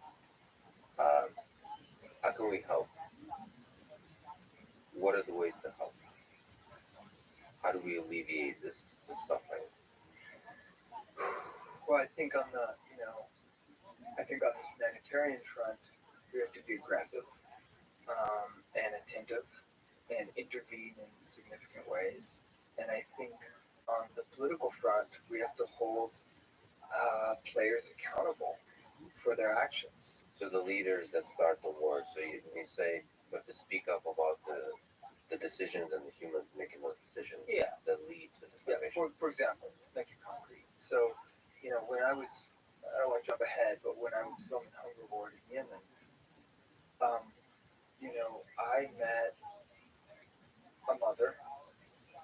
she gave birth, weighed 70 pounds. The mother weighed 70 pounds.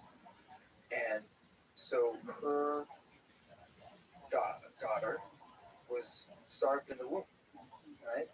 When she was born, she was born into a world with no breast milk, very little formula, right? So she was starved before birth. She was born into a world where she continued to be starved, right, by a mother who herself was starved. I watched that child, her name is Sela, die in front of me, right? Sela had no chance for all those things we hope for a child in this world. She didn't have a chance to grow up. She didn't have a chance to discover love. She didn't have a chance to have a career. She was robbed of all of those things because of the insidious nature of hunger that she was born with tacit approval of the United States, our own government here. And so there are people who are responsible for the starvation of children, and I think we need to hold them accountable. Now that's incredibly difficult to do, but just because it's difficult doesn't mean it ought not to be done. And we'll talk about many cases like these throughout history and going on today. Let's talk about hunger ward. Yeah, dive in. You've been nominated for an Oscar twice. This is one of the times for a documentary. Can you please tell me what Hunger Ward, The Last Hope Between War and Starvation, is about? Hunger Ward is a short documentary that really is an attempt to illustrate the effects of the conflict on Yemen, specifically on civilians. And we document it in both the north and the south of the country because it's a bifurcated country. The south is held by the globally recognized government in the south, which up until last week was run by, at least on the surface, by President Hadi, holed up in Riyadh. He was essentially removed from office last week by, most people would agree, the Emiratis and the Saudis to put in place a presidential council. So we wanted to show that starvation was happening in very similar fashions, both in the south and the north. So, and we wanted to do this film because so few people in the West know anything about the conflict in Yemen, nor the U.S.'s complicity in it. And so my intent with the project was try to bring it to a larger Western audience as an attempt to intervene and change the political status quo, which allows the use of starvation in Yemen to continue. So, U.S. complicity, who are the bad guys? Now, the world, unfortunately, cannot be painted in black and white, good guys and bad guys. But for the purpose of conversation, who is causing suffering in the world in this situation? Who started the war? Why? And then, of course, the roots of war go back in history. Yeah. But let's start at the top. Well, there are bad actors and there are less bad actors, right? I mean, I think that's always the case in war, right? And everybody loses in war. Yeah, I concur with that statement. In the case of sort of the status quo in Yemen right now, it's a completely asymmetrical war. And so the Saudi coalition, which is made up of primarily Saudi Arabia, the Emiratis, the United States, France, Britain, supplying weapons, but it's really driven and catalyzed by Saudi Arabia.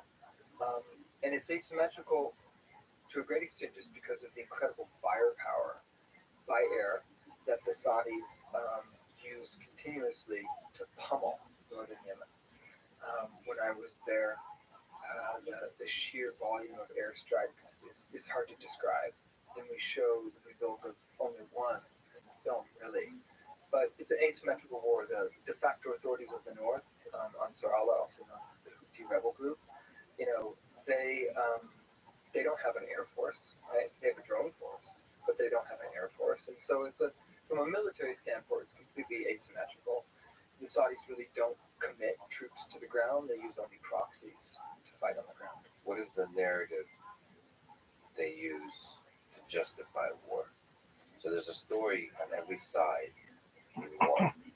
Some of it is grounded in truth, some of it is not at all grounded in truth, also known as propaganda. What's the narrative used by the Saudis? The Saudi line is essentially that the Houthis are an illegitimate government, and that it's really a proxy war between Iran, who supports the Houthis nominally, and the rest of the world. That's the Saudi narrative. The reality is something altogether different. While the Houthis do receive support from Iran, this is a war started by and sustained by MBS, Saudi Arabia. Who's MBS? Mohammed bin Salman. And who's He is the son of the ruler of Saudi Arabia. what's his power? I'm asking basic dumb questions. He's the de facto ruler. The military and Yes, he controls the country several years ago. Even though he, on the surface, is not the ruler of Saudi Arabia, he is. He's the crown prince. I'm sorry to interrupt often, but who is he as a man? What's your sense of him? Yeah, so I've never met him, and I likely will never meet him, hopefully. But he is. I know a lot about him through his actions, sort of in the MENA region, Middle East, North Africa region, and he is one of three, in my view, as an American sitting here in the U.S., three people in the world that I think has caused such an incredible volume of misery and suffering and murder on this planet that I think if he weren't around, the world would be a lot better place. And I'm not a violent person by nature, but there are three human beings that I think the world would be better off without. Do you mind, before I ask other questions, mentioning the three? Oh yeah, Assad, this one in Syria, and that comes out of an earlier project that I did in Syria and Turkey, and what I saw Assad as an Ubuntu do to his own people, and Putin, the third. Those three human beings are murderers on a scale beyond imagining. On MBS, are you able to think as a documentary filmmaker, as a human being, as a scholar, as a thinker, with an open mind about a man like that who doesn't even want the world, and what that must feel like to be inside the mind of that man? So basically, consider his worldview. With most evil people, with all people probably, with people who do evil onto the world, they think they're doing good. They know the hero of their own story. Right. Yeah. And so to be able to place yourself, I feel like for me, to understand the person, I have to literally, like the way actors kind of have to do, live inside the body of the person they're trying to study. Inhabit the character. Inhabit the person. Yeah. Are you able to do that, or because you are also studying the people who suffer as a result, as a consequence of their actions? You put them in a box and you say, I hate the person in that box. I'm going to move on. This goes back to your black and white statement at the beginning, right? It's like the world as a whole, of course, is every gradation of gray, right? My background is theater, and so I was trained long before I picked up the camera to inhabit other characters, right? I have 2 degrees in theater, and so that level of sort of like walking in other people's shoes and trying to understand and empathize with their worldview is fundamental to how I live my life and how I do my work. So in the case of those three that I named, Assad, MBS, and Putin, yeah, I can go there and think through how they came to be who they are, right? From afar, right? And after I go through that process, I still don't think there's any way that one can justify what they've done. We're going to talk about each of those people. Sure. Well, I'm not an expert on any of them. You're a human being, which makes you a partial expert on human nature, because nobody's an expert. You're as good as anyone else. Anybody who actually carries a camera and listens and observe others is especially an expert of human nature. Who's willing to take that lead and truly understand somebody of any level, not leaders. If you like to understand a leader, you have to first understand humans. understand humans, you have to see humans at their worst and their best. Results of the suffering that resulted in. People a lot of times will ask me after they've seen Hunger Ward, you know, they ask where the hope is, right? You read the byline earlier, the last hope. And what I try to focus on in many of my films, including Hunger Ward, is in the very difficult context of war, as the case is in Hunger Ward in Yemen. I look for hope and I look for inspiration, and I do that through people who are doing incredible things under the most difficult circumstances. So when I set out to do a film about starvation in Yemen, right? And I mean, just listen to that statement. Where's the hope there, right? And yet, what I found, what I discovered, were human beings that we can tell the story through, who are incredible, inspirational human beings doing amazing things every day. One of those is Makia Maji, a nurse practitioner in the north of the country at a small rural clinic, and another is Dr. Aida Al-Sadiq, who's a pediatrician in the south of the country. And so we chose to tell the story sort of through their experiences as caregivers, devoting their lives to try to save this entire cohort, this entire generation of children that has been born into starvation. And that's an incredible, difficult task, but equally inspirational to watch these human beings devote every minute of every day to save a child. I mean, in my view, nothing is more important than that action. Maybe on that point, real quick. So there's suffering at scale, starvation at scale. The numbers. Maybe you can mention in Yemen what are the numbers of the people in starvation, but from a perspective of the nurse practitioner or a doctor, you're treating one person in front of you. So how do you make sense of that calculus? Of like there's a huge number of people suffering, and then there's just the person in front of you. Is that all we can do as humans? Is just to help one person at a time? Is that the right way to think and to approach these problems, or can you actually make sense of the numbers? Speaking just as a human being, I think the scale of suffering is so great in Yemen that I think I'd be overwhelmed, right, if I focused on that scale. You know, you've probably heard that a child dies every 75 seconds in Yemen from hunger, right? So we've been sitting here how long? 35 minutes or so. That's a good handful of children that have already passed away. So to overcome sort of, I think, that danger of psychic numbing, which can happen when you think about suffering on such a large scale, as a filmmaker, as a human being, I have to focus in on the individuals and those human beings in front of me. And I think that's exactly what Dr. Al-Sadiq and Makia do to keep going each day. And one of the amazing things about these two healthcare providers that we showcase in the film is that they treat anyone who shows up, right? They don't have to have money. They don't have to have any resources. They just have to get to the clinic or the hospital. And it's incredibly moving to see sort of the flexibility of their thinking in terms of how they make that work. Makia, for example, I saw her in the north of the country. It's an incredibly rural clinic that she works at. So it's like a magnet for all the cases in the north of the country. People come from hundreds of kilometers away sometimes for specialty treatment of pediatric malnutrition. And one time I saw a child come in, and it was a male relative that brought this young girl in.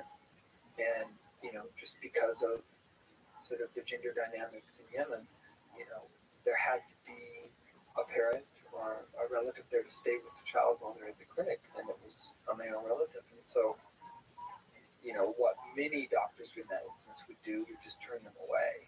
And instead, what Makia did is she walked into one of the rooms, talked to one of the other mothers, and convinced them to become the temporary guardian, essentially, of this child until a female relative could arrive. So, she's flexible.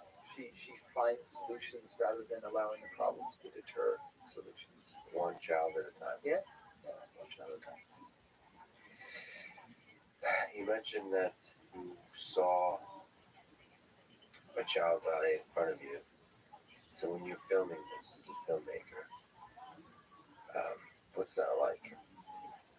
Psychologically, philosophically, creatively, as a filmmaker, as a storyteller? What, what do you do there? As a human and as a filmmaker? Well, what's that whole experience like? Because you get to, like you said, you take it through the whole journey of a starving mother giving birth to a starving child. It's not something I want to film. It's not something that I certainly wanted to happen or seek out, but it happened. And the sad truth is that it happens every week at that hospital. And so when it happened in this instance, I felt incredible responsibility to do justice to that reality, to acknowledge that a child had just died of starvation related causes, um, and to find some way, if the parents wanted us to integrate that into this story we bring back to a Western audience. And you know, I've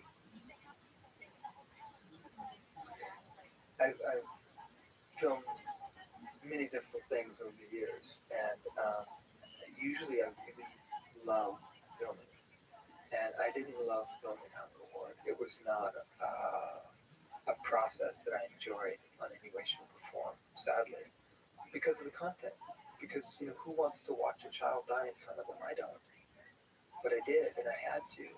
And when that happened, I felt an incredible responsibility again to go deep, right? To go deep with that family, to tell the story of this hospital with every sort of ounce of focus and talent that I could bring to the story, because people should know that children are dying of starvation right now as we sit here, and that doesn't have to happen, and it is happening because of political dynamics that we can intervene on. Is there times you wanted to walk away, quit the telling of the story, come back to the United States, where you can be just appreciate the, the wonderful comfort you can have just sitting there and having food and freedom to do whatever you want, those kinds of things. It doesn't have to be United States. Yeah. In a lot of places in the world. Well, that dynamic of sort of like survivor's guilt, you know, on some level, that definitely exists. One of the hardest things about filming Hunger Ward actually was eating, right? Because we were in these malnutrition clinics. They're called TFCs, therapeutic feeding centers, where, you know, over a long period of time, children lost the ability to eat normal food, right? And couldn't digest it, and just, you know, were literally starving, and the practitioners were trying to bring them back to a state of thriving. But to leave those clinics, right, and to go to our camp or to go to our hotel, and then to have access to food, right, because we could buy food on the streets and in the hotels. I mean, it was a very intentional act throughout the course of the shoot to look at a piece of bread, right, to look at a bowl of rice, and think about that child in the TFC, and think about how the privilege of having that bowl of rice that I could eat and digest. So it certainly every day helped me appreciate, right, the privilege I had. Every bite you take. Every bite, absolutely.